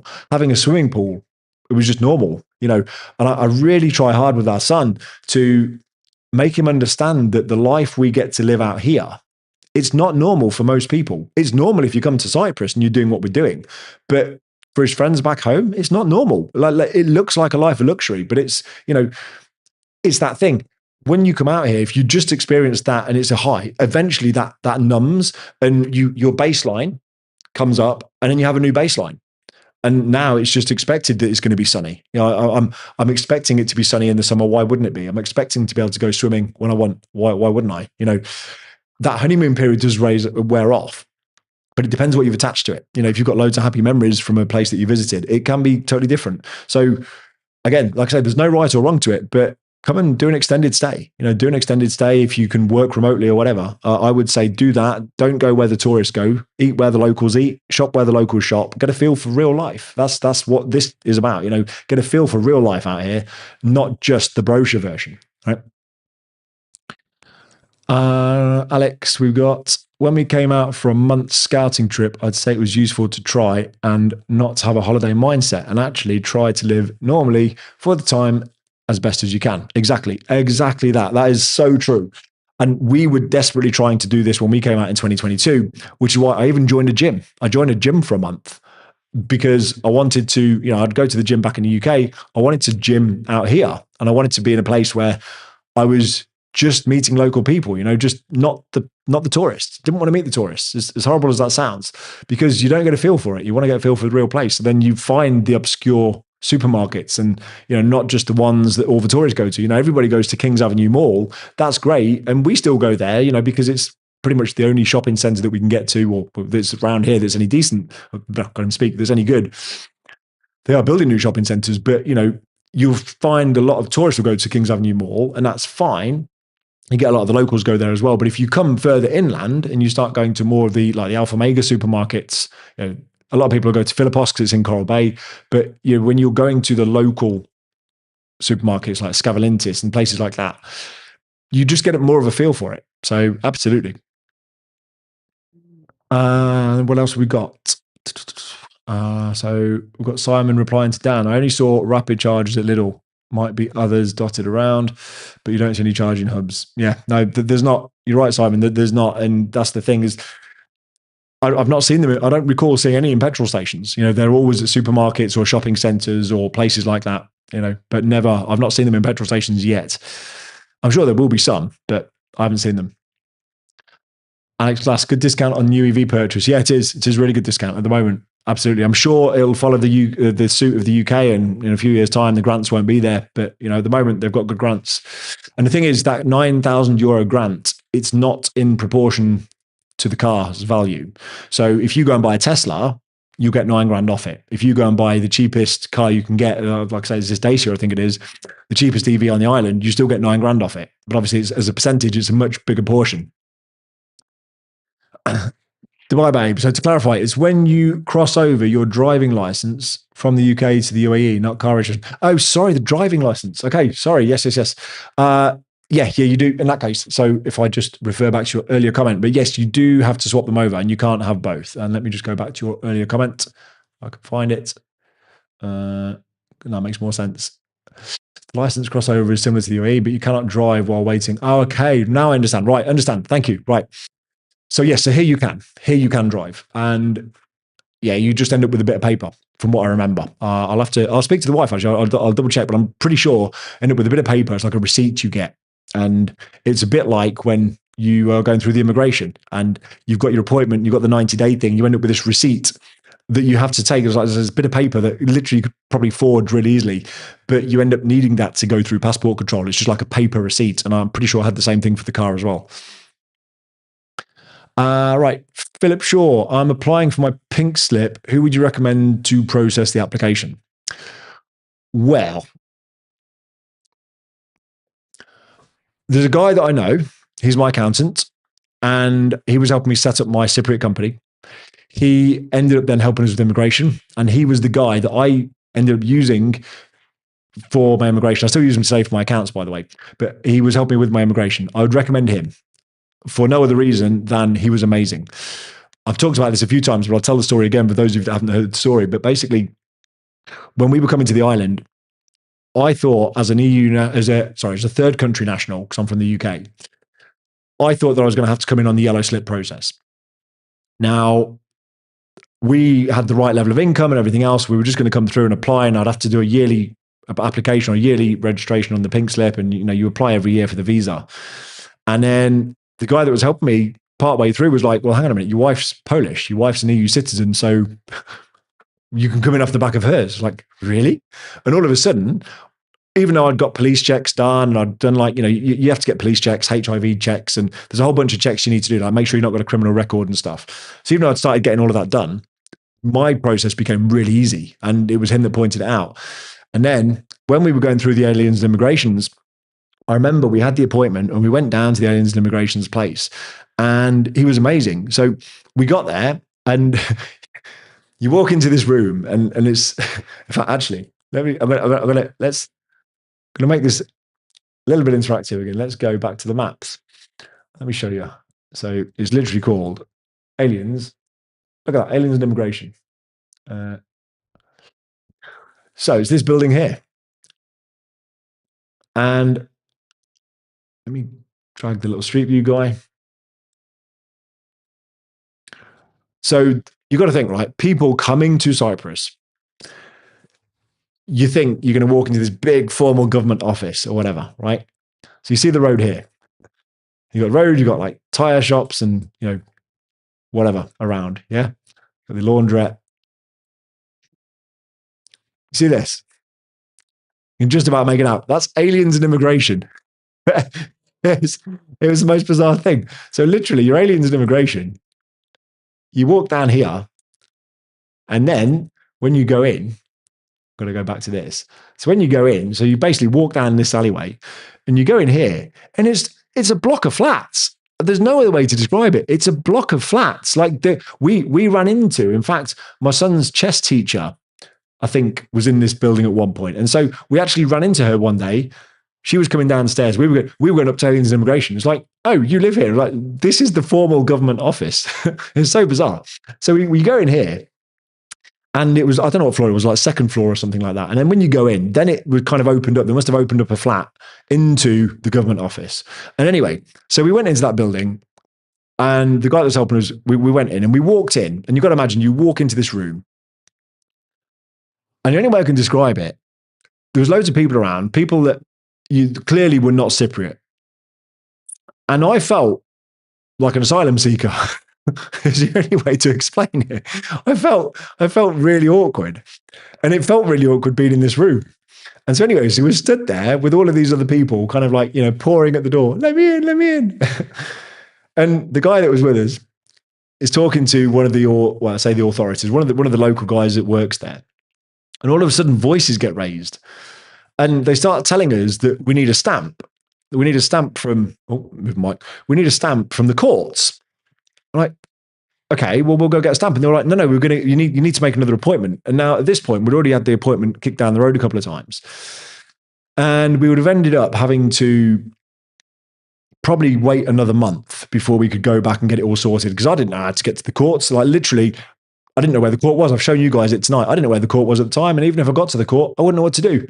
I'm going to have to pick the phone up to somebody, hope that they speak decent English, and then try and explain what's happened, try and explain that I'm a third country national, and that some guy who I haven't spoke to personally, or just listened to, said I need a stamp from somewhere in the court. Imagine that conversation. So anyway, I was stood in the aliens and immigration place, and the guy starts raising his voice, and the other guys, my guys like talking to him.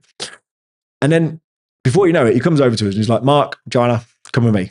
We're like, okay, we'll come with you. So we followed him, and literally we come out. Let's go back to this. So literally, he comes out of this building here. We were parked across. He was parked over here down this road, and he says, "Jump in your car, follow me." So we jumped in our car. We went around here, and we followed him, and he drives us to the courthouse. We get to the courthouse. We walk through. You've got like the metal detectors, like going through security. You go in, and he goes, "Right, Mark, wait here. I need to go get a stamp." They love their stamps in Cyprus. So anyway, so he goes down the corridor to this. Like literally like a little, it's just like a little office on the side of like the main foyer of this courthouse. And he goes and gets some stamps. Now I've been in this room since because I needed stamps for other things. And you you go in there, it's this like tiny little office. People kind of like when you walk in, it's like you've caught them on a break that they shouldn't be on because they always look surprised to see you. And then you end up having to pay cash for these stamps. And I just can't help but think that there's some kind of cash scam going on within the courthouse. But anyway, yeah, what do I know? But anyway, so he gets these stamps and he walks past us, goes to another booth, tells us to follow. So we followed him, goes to another booth. They stamp something else. And then we walk out. And then we go back to the aliens and immigration place. He goes to the guy that was getting irate before, gives him the form that was now stamped from the court. This was all within the space of like 20 minutes, right? So these guys are telling us to make another appointment, and he's gone, no, 20 minutes, bang, come back. And then he's done that. He's passed over the forms. And then before we know it, we've been ushered off into another room. They take our photos, these photos here. It looks horrific. But anyway, they take our photos. And then we were walking out that day within like maybe 10, 15 minutes of going back in with the yellow slips. Like my wife and my son had the yellow slips. My card took a little bit longer. So my card had to get made up and printed because like plastic. But we were walking out that day with all the documentation. I had a bit of paper. I had the receipt. Again, another bit of paper. I had a receipt in place of this that said, now I'm able to stay. And I had to use that, for going in and out of the airports. So I need a drink. I'm talking too much. 1 second. I will say, by the way, these bottles, I bought this off Amazon. Massive. It's 1.1 litre or for 40 ounces of you guys in the States. The bottom bit fits in a cup holder. That bit is nice and big when you've got lots of water. And I tell you what, I've had that in the heat of the car, in the heat of the sun in the summer, and the water just stays ice cold. It's amazing. So I literally don't drink out of glasses anymore. I just drink out of flasks, and it just keeps your drinks cold all the time. So I don't really use glasses much these days. I'm literally just drinking out of flasks. Anyway, aside from that. So yeah, so that day we were walking out with the yellow slips. We would not have got them if it wasn't for him. And a funny story, when I went back, so I had to go back to pick this up. When I went back, again, you go into the room, and I was just on my own this time because it was just a case of, we haven't heard anything. Maybe I'll just go in and see if they've got my card ready. And because they hadn't called me or anything, like they don't call you, they don't bother to call you. These guys don't. So I went in on the off chance. I'm like, I can do this bit now because I just had to go and pick it up. All I had to do was go and pick it up. And I went in and walked up to the lady in the window. And again, another person who likes life. Happiest lady in the world. You ask her, you tell her, I've come to pick up my card, or has my card arrived? Is it ready? And she just asks you for your name. You give the name. And she looks down. So literally, like you imagine. So she sat there at a desk. You're looking through a window. And I give her the name. And she's like there looking at me. And she looks down. And there's a cardboard box in front of her. And she just starts fiddling through, just literally going through the box, and pulls out my card in an envelope and hands it to me. This box was in reaching distance of my hands, like literally. I could see it. I just didn't know what it was. I just assumed that there was a mess on the desk. And this box is filled with everybody's cards. You could literally walk in and just grab the handful and run away. There was no security with it whatsoever. Just this lady's like, yeah, sure. What's your name? There it is. Oh, well, thanks for telling me. Yeah. How long's that been there? But you never know. It's there as long as it's there. But like literally, that's how I got my card, and that's how I got my yellow slip. So that's a really long story to say, yes, I can give you the details of a guy that helped me with that. Message me on Instagram, please, because what I'll do is I'll do a WhatsApp introduction for you, and I'll introduce you via WhatsApp. So drop me an Instagram with your name on it and your number, please, and I will hook you up. What's next? Where we got to? Okay. Alex Glass, there are loads of people who want to help you with immigration, opening a bank account, etc. Watch out for the fees they charge. They vary hugely. Yeah, they do, massively. What I found with my guy, and I'm not saying my guy, I literally get nothing from this, by the way. I recommend people that I know, like, and trust. And he did me an amazing service. Like literally, if I was doing that on my own, like, because you could literally go online, you could go online now, probably. You could get all the information that you need for a pink slip. You could fill it all out yourself. And if you know what you're doing, you could process it yourself. Thing is, when I came here, I didn't know what I was doing. So I had this guy helping me. I know for a fact, the one thing I do know is that if I was doing it on my own, I wouldn't have got the paper that I needed from the courthouse that day. So you are paying for local knowledge for sure. You're paying for local knowledge. You're paying for local language because the Greeks and the Cypriots can talk to each other in their own language, and they will make things happen. But yeah, people will charge massive fees. Now, I don't want to say what I paid because it may be different now. And actually, no, screw it. I will just say what I said. It doesn't matter, does it? It's Cyprus Unfiltered. I'll tell you everything. I paid £750 for my immigration for 3 of us. That was for me, my wife, and my son. It was euros, sorry, not pounds. It was 750 euros or thereabouts. I can't remember exactly, but I remember it being less than 800 euros. So I think it was about 750 euros we paid. That was for 3 of us. At the time when I was getting quotes, we were being quoted like $2,000 by other companies, by big accountants, by people that helped with the immigration.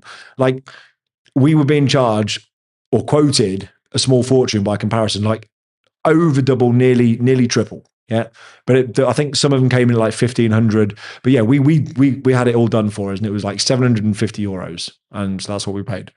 But yeah, you're right. People will charge. At the end of the day, people have got to make money. People have got to make a living, and when you're getting help from people out here, of course they're going to charge you. But what I like about him is that, unlike a lot of places that I've experienced out here, one, his costs were a lot less, the accountancy fees were a lot less, and also a lot of people seem to want money up front.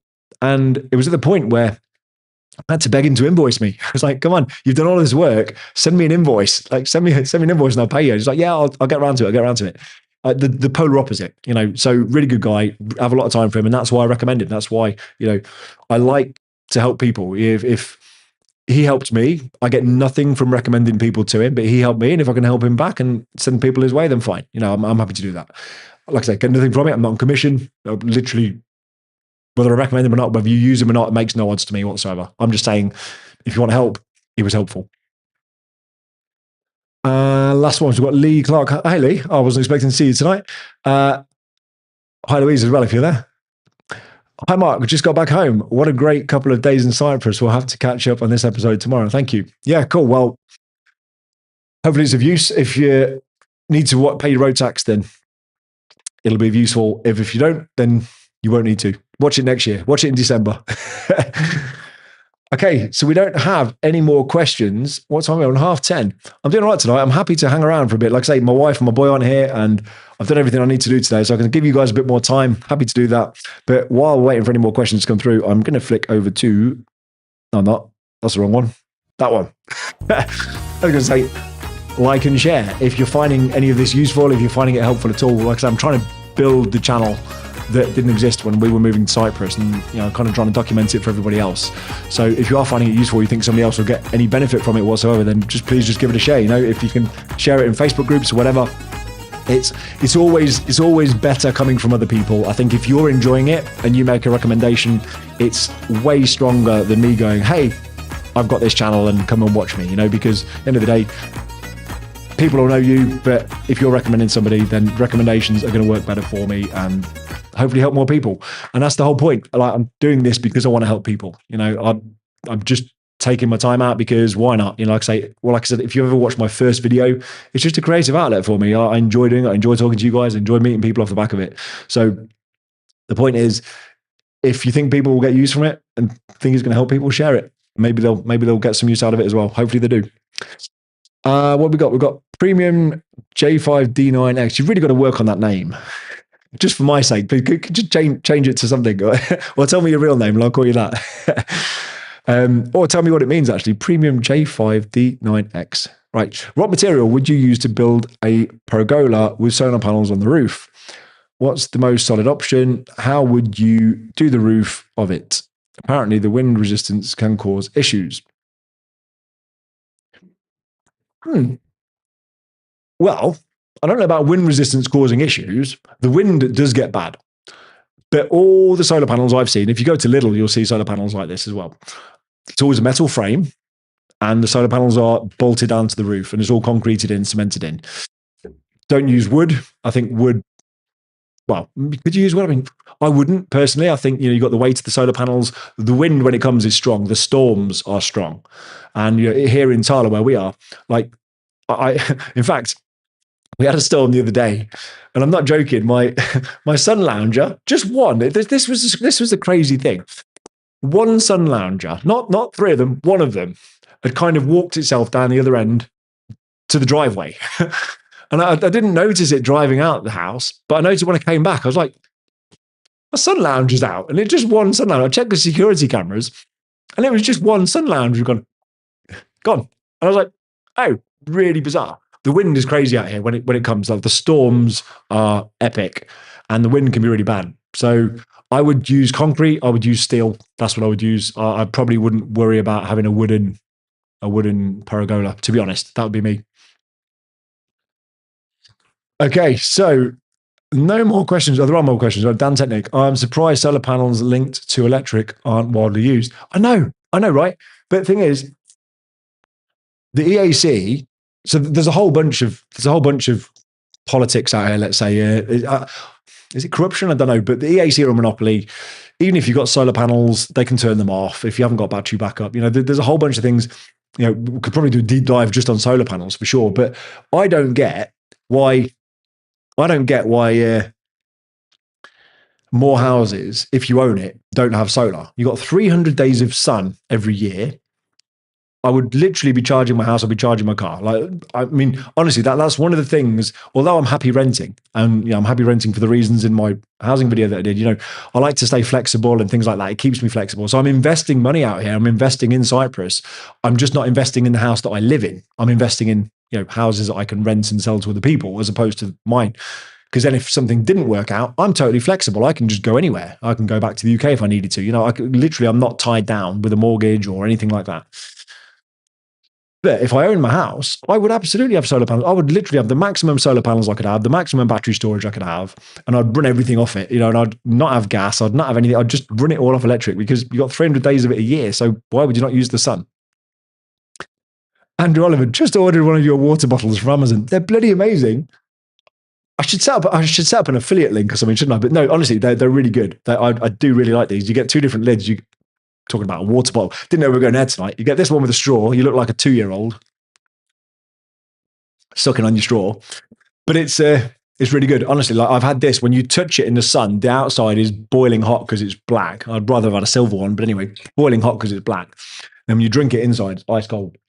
It's really good. And they fit in your cup holders. They fit in the Mercedes cup holder. They fit in the Land Rover cup holder. So yeah, there we go.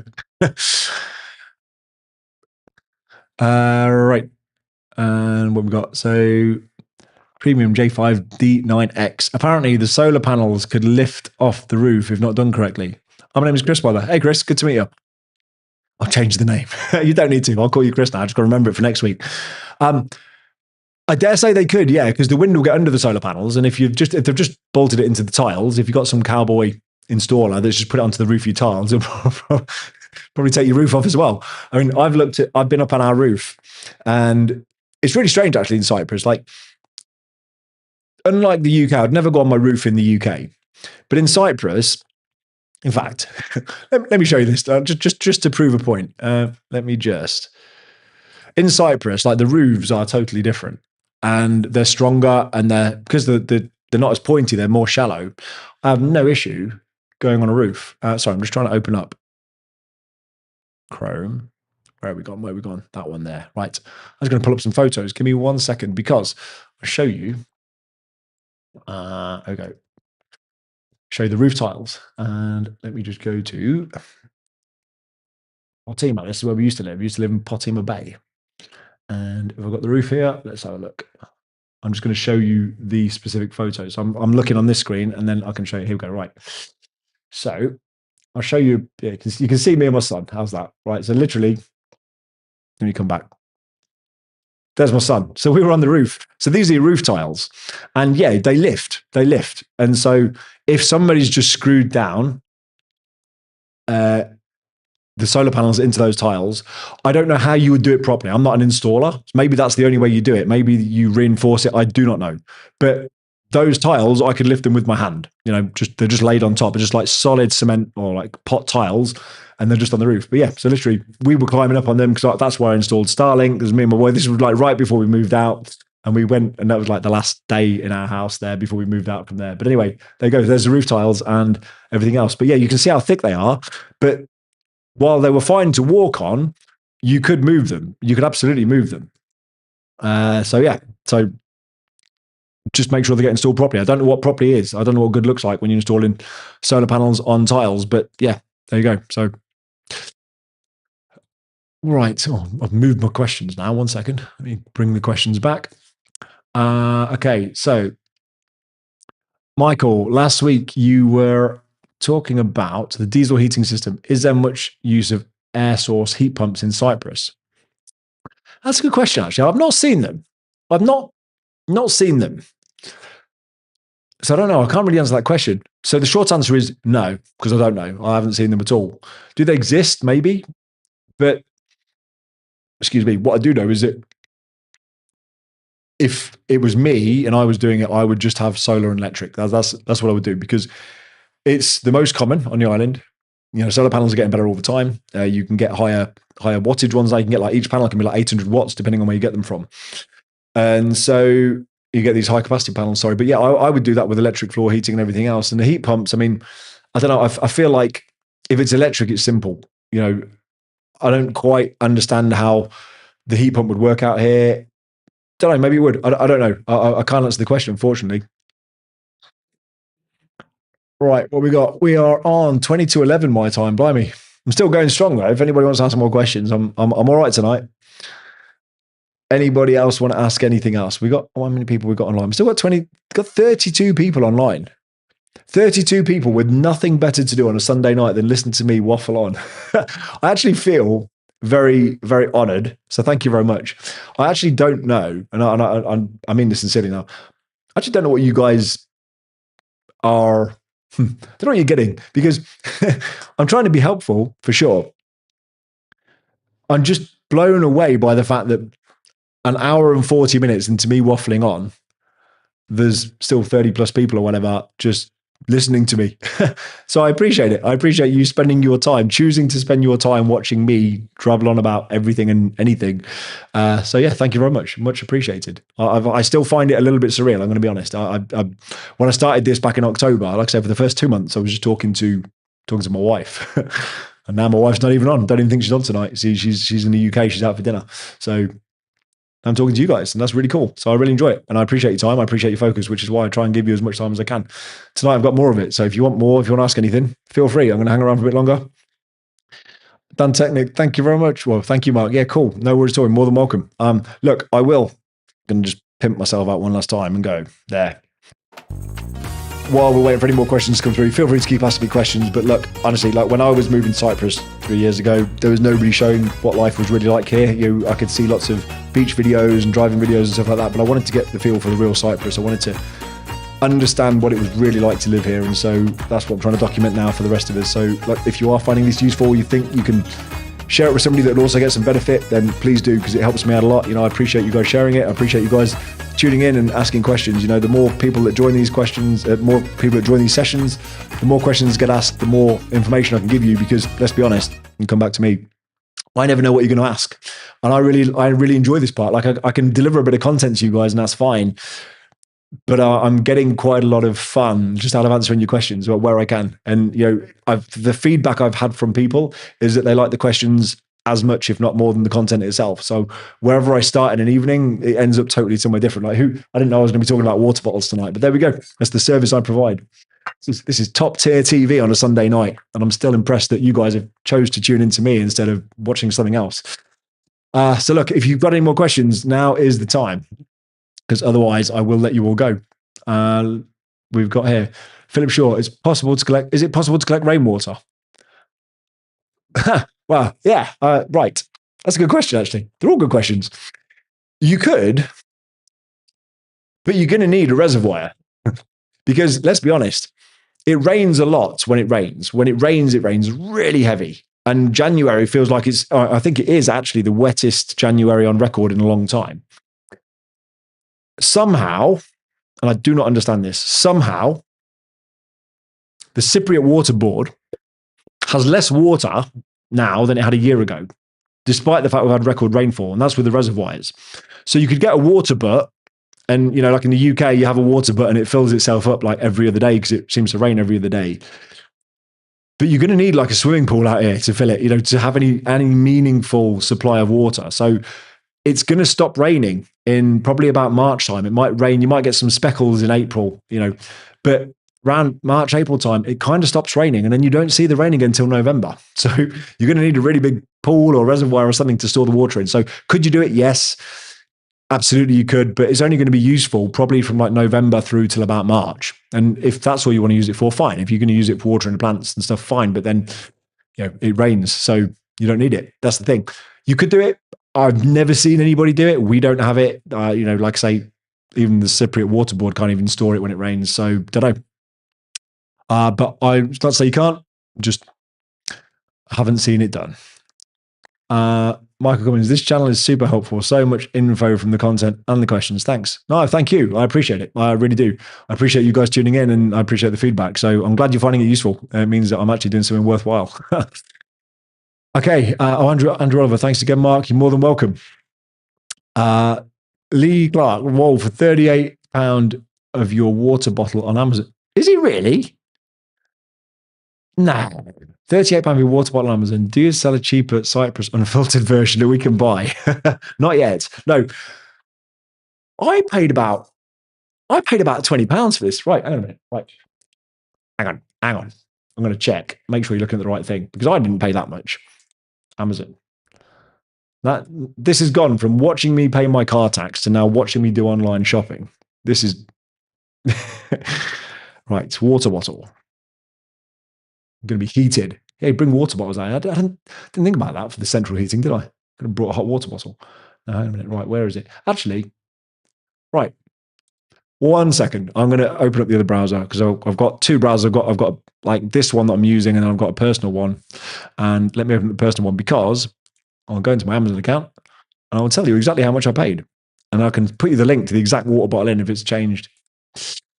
People are interested, and no, it's not an affiliate link, so I haven't got an affiliate account set up. Oh. Right. Search all orders, water bottle. I'm doing this off this screen because I don't feel the need to show you my shopping history. It's not that interesting anyway. Literally all Christmas presents or anything that I'm getting back in the UK when I go back to the UK. Water bottle, where are we? No. Where is it? Well, right, let me pull this out. And let me move this over. Let me move to this. So I bought this one last time I was there for my son. And actually, I think I bought this one because I couldn't get mine anymore. That might be the reason why, but that's the same brand. It's this, you can see the same logo on there, right? So it's the same thing. That is basically the same size bottle, but it's the same size all the way up. So you just don't get the extra girth on the top. But mine was, no, it wasn't those. So they don't fit in a cup holder, so they're no good. And that one won't fit in your cup holder. Oh, they've stopped selling it. That's annoying. Yeah, that won't fit in your cup holder, I don't think. That's going to be too big. But even if you get one of these, if you get one of the slimmer ones, like the 750ml, I mean, they're awesome. They just keep your drinks cold. That's annoying. That's a shame. I would have thought that they still sold it, but it doesn't look like they do. I'll have a look. If I can find it, I'll post it in the comments of this video. I'll have a look when I'm not taking up everybody's time. But yeah, they are very good anyway. I'd highly recommend them. I wonder if I could get a Cyprus Unfiltered branded one. Would people buy it? I don't know. Buy the merch. Right, what have we got? That is it. No more questions. Philip Shaw, great information. Thanks, Mark. Or Mark, thanks. No worries. You're welcome, Philip. I appreciate the feedback, and I'm glad that it's helpful. I'm glad that it's helping people. Look, what are we on? We're on 10 to 11. I should probably go bed. I have no reason to go if you guys will ask me questions. I'm gonna have a hard stop at 11. I will go at 11. So if anybody wants me for anything, you've got 10 more minutes. We'll give you 10 more minutes. Otherwise, I am going to go and you guys can go and you can spend the rest of your Sunday night doing whatever you would normally do on a Sunday night. What do you do on a Sunday night? It used to be Top Gear. I'm sure it wasn't Top Gear used to be on a Sunday night. I think it was. BBC Two Top Gear Sunday nights. Missed that. Anyway. Any questions? Nothing coming through from people. Still got 27 people online though.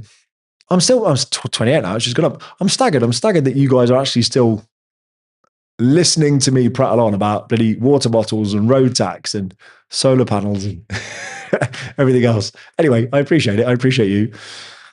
Anything you want to know? Anything at all? Ask me anything. You're all out of questions. That's fine. We can leave it there. That's fine. No, nothing else coming through. So look, what I will just say is thank you very much for tuning in. Appreciate you all. If you've got questions, if there's anything you want to see, if there's any content that you're wanting to see, just put it in the comments, things that you want to know, or send me an Instagram. You can send me an Instagram message on there, anything that you're interested in. And if enough people are interested in that thing, then I'll just do a video on it. I'll make some content on it for you. It can be totally interactive. It's like pressing the old red button on Sky, what was it? Sky Digital. Press the red button, I'll go interactive. Anyway, we've got another question. Okay. From Ferry, what do you tend to buy and bring from the UK? What you can't get in Cyprus? Okay, that's a good question. Well,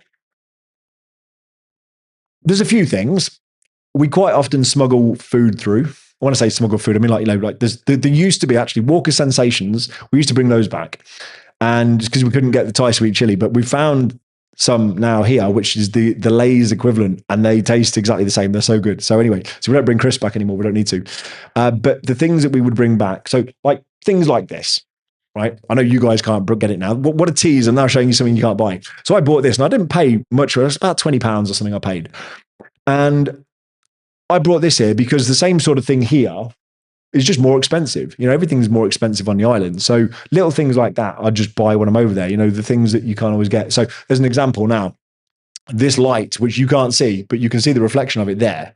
So at the moment, this is my shonky setup. I've got my light stood on a table so that I can get the right angle. And the reason why it's that is because my tripod that I would normally use has got this heavy duty tripod. I can't use that because I haven't got the right mount for this. And it's just easier for me to get it off Amazon. Like I could go and trail the shops here and try and find where I can get the little mount from. But my wife's there now and I can get it off Amazon for about £10. So things like that, it's just so easy just to go on the online shop and done, send. And then my wife can bring it back. So little things like that are really good to bring back.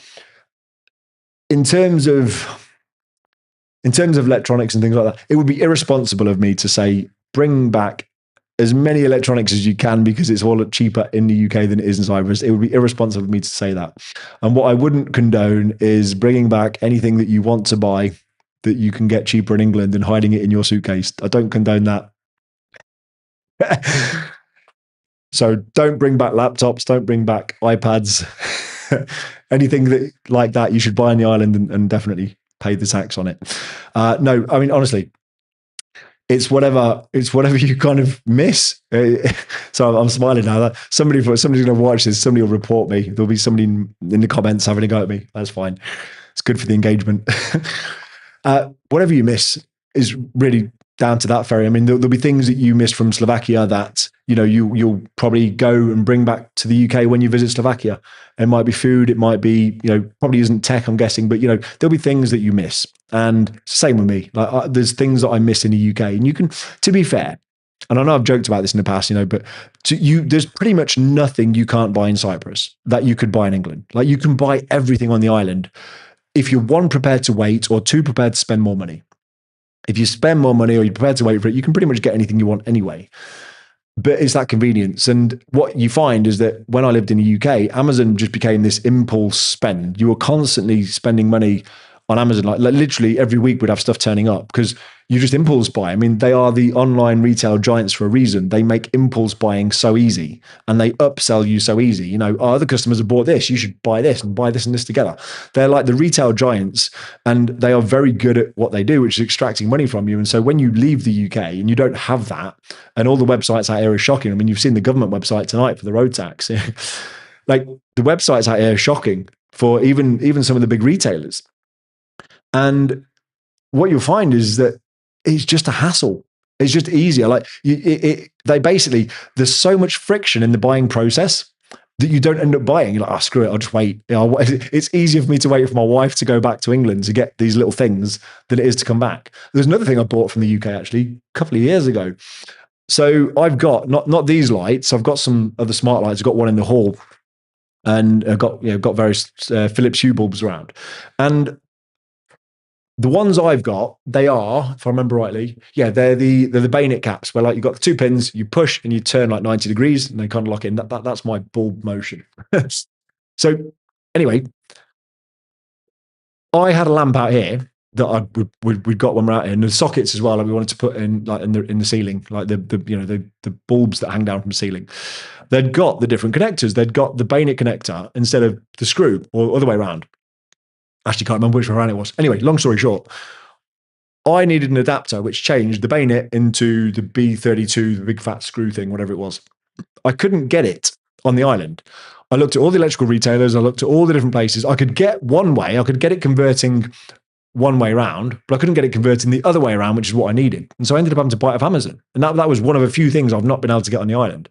So little things like that, it's just, you'll miss things. Of course you will. What I miss from the UK will be different to what you miss from the UK. What I choose to bring back will be different to what you choose to bring back. But, you will miss things. That's the thing, but equally, and I was having this conversation yesterday. I was talking to Lee and Louise about it. I miss things from Cyprus now when I go to the UK. And the big thing I miss from Cyprus is food. So I work in the UK quite a lot. And when I'm back, I end up living in hotels. I end up eating out quite a lot. And the food quality in the UK is crap. Is really bad. You end up having to go to like a really expensive, like a where did I go? Where did I go when I was last in the UK? Oh, what's it called? Miller and Carter. Miller and Carter is lovely, right? It's really nice. It's kind of like the steaks are great. But if you just go into a normal pub, any pubs you go to in the UK, you get like the whole buy one, get one free, or 2 for 10, or whatever it might be, whatever the deals are. And it's always frozen chips, frozen food. It's like, it's none of it's really that fresh unless you go to somewhere that is more upmarket and a bit more expensive. But what you find in Cyprus is that the food didn't seem to matter where you go. It's just cooked fresh. So you never get buy one, get one free out here. You never get 2 for 10. It's just individual, like family-owned businesses making fresh food. The tomatoes, I don't eat tomatoes personally, but my wife does. Apparently tomatoes taste like tomatoes. I do eat blueberries. Blueberries taste like blueberries. They're expensive. Actually, for those of you on, how many people got on? We've got 20 people left on. We're going to have a little game, right? While I'm pulling this up, I'm going to pull up a photo. I need to stop closing down this in the browser. Right. While I'm doing this, for a box of, sorry, bear with me one second. For a box of blueberries in the UK, if you can put in the chat, how much is a box of blueberries in the UK? I know you can get like the £2 ones, but you can get some big tubs of blueberries in the UK, right? How much are blueberries in the UK? If you can put that in the chat while I'm looking for a photo. Because I took a photo in disbelief. Blueberries, there we go. And I want to just hide this because I want to hide the price. I want to show you guys without the price first. There we go. That's going to work, I think. Let me just move that over. Yes, that will work. Right. Let me bring this back. Okay,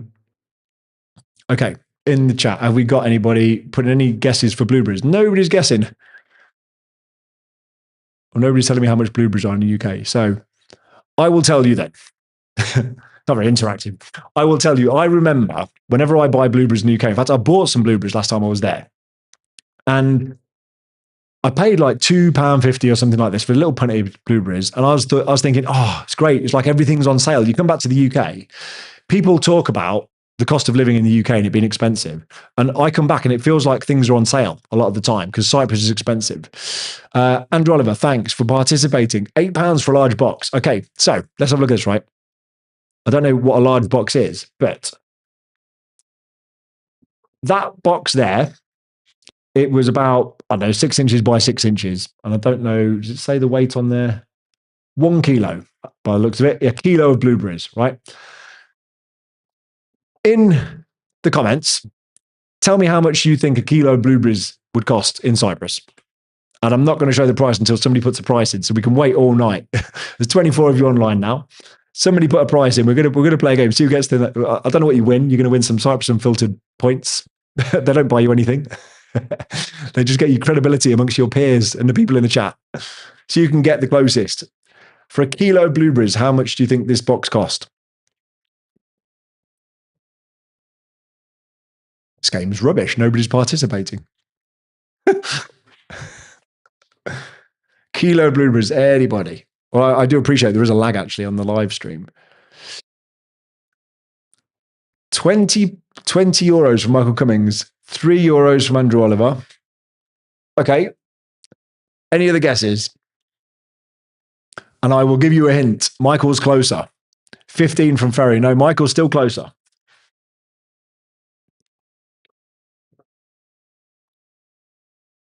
Michael is winning. I'm going to show you the answer in just a second. Any more guesses?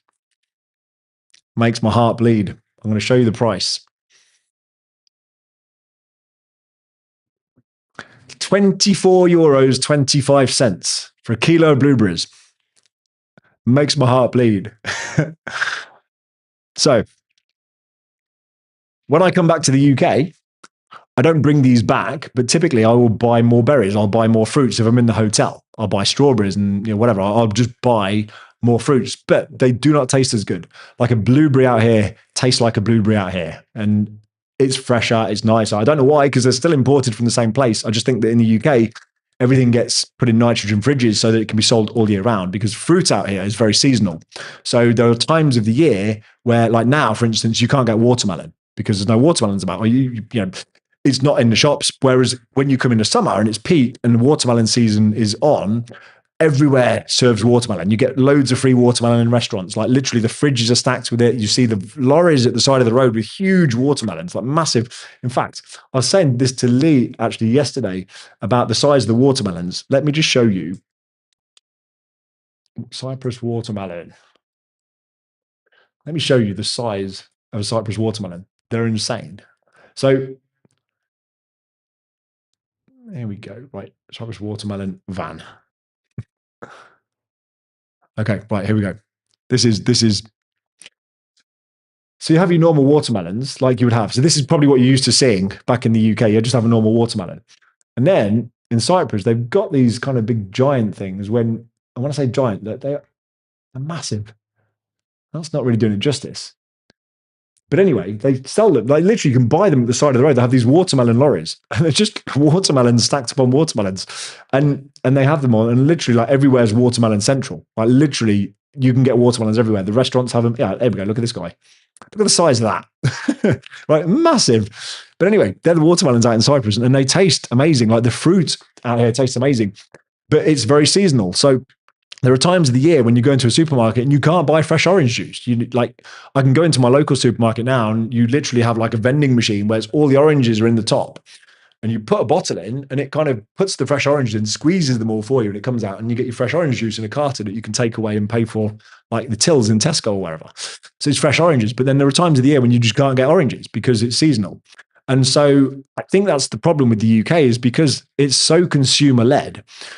Everything, like everybody wants everything all the time on demand when they want it. And so you end up having to preserve everything, all of the blueberries and the berries and stuff that have grown in the summer.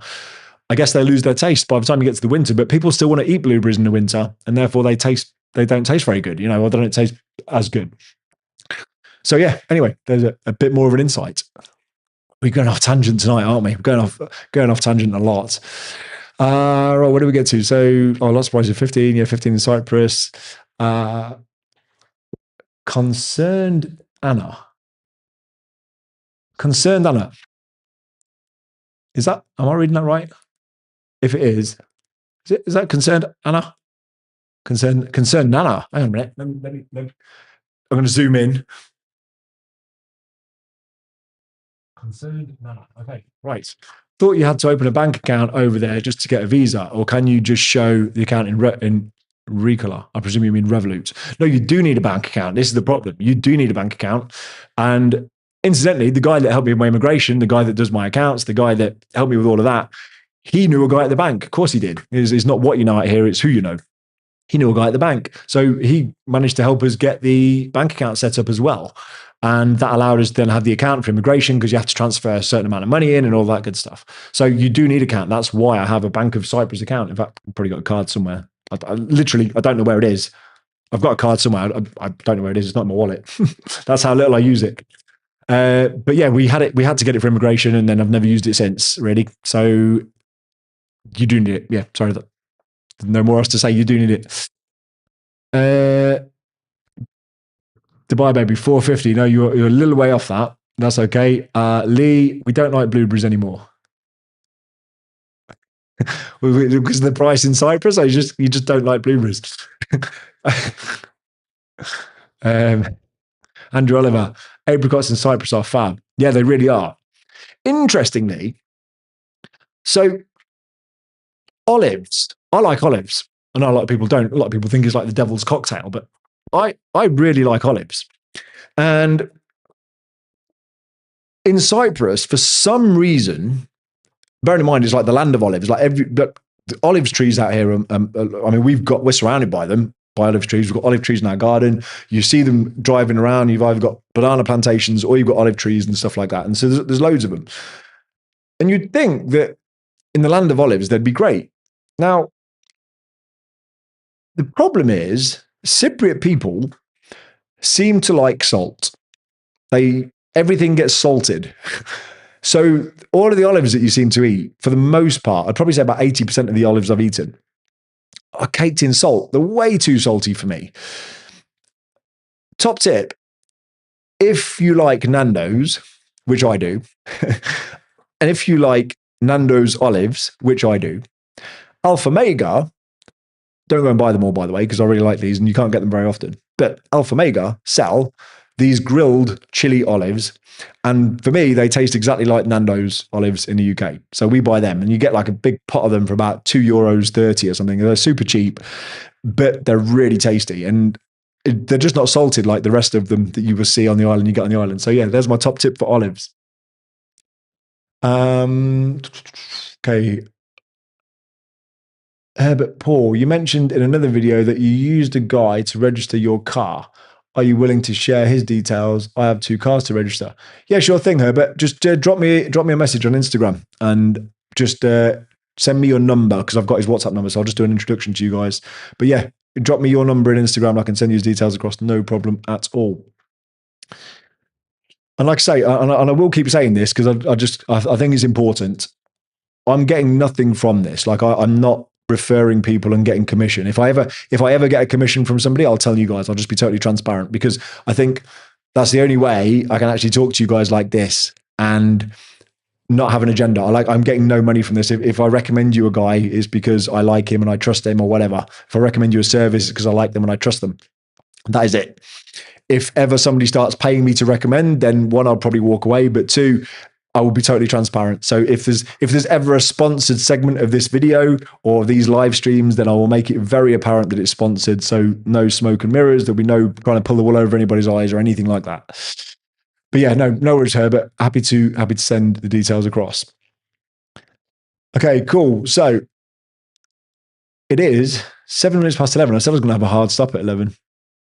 I should probably get to bed. So I'm going to say thank you very much to everybody for tuning in. We've gone off on a massive tangent tonight. To think anybody clicking on this video is going to be like, oh yeah, Cyprus car tax, great. And we're talking about bloody watermelons and olives and blueberries and water bottles. Anyway, I'm going to go. I'm going to leave it there. Thanks everybody for tuning in. Really appreciate you. It's been fun. I'll catch you all next Sunday. Have a great week all. Catch you soon. And I'm going to end with my like and share screen because then I can fade out gracefully instead of looking at the camera going, is it laggy? Is it not laggy? I don't know. So I'm just going to end it there. I'm going to end it with this. Oh, wrong one. Going to end it with this. There we go. And I'm just going to let it fade out gracefully. So thanks very much, everybody. Appreciate your time. Have a good evening. Have a good week. And I will see you next Sunday.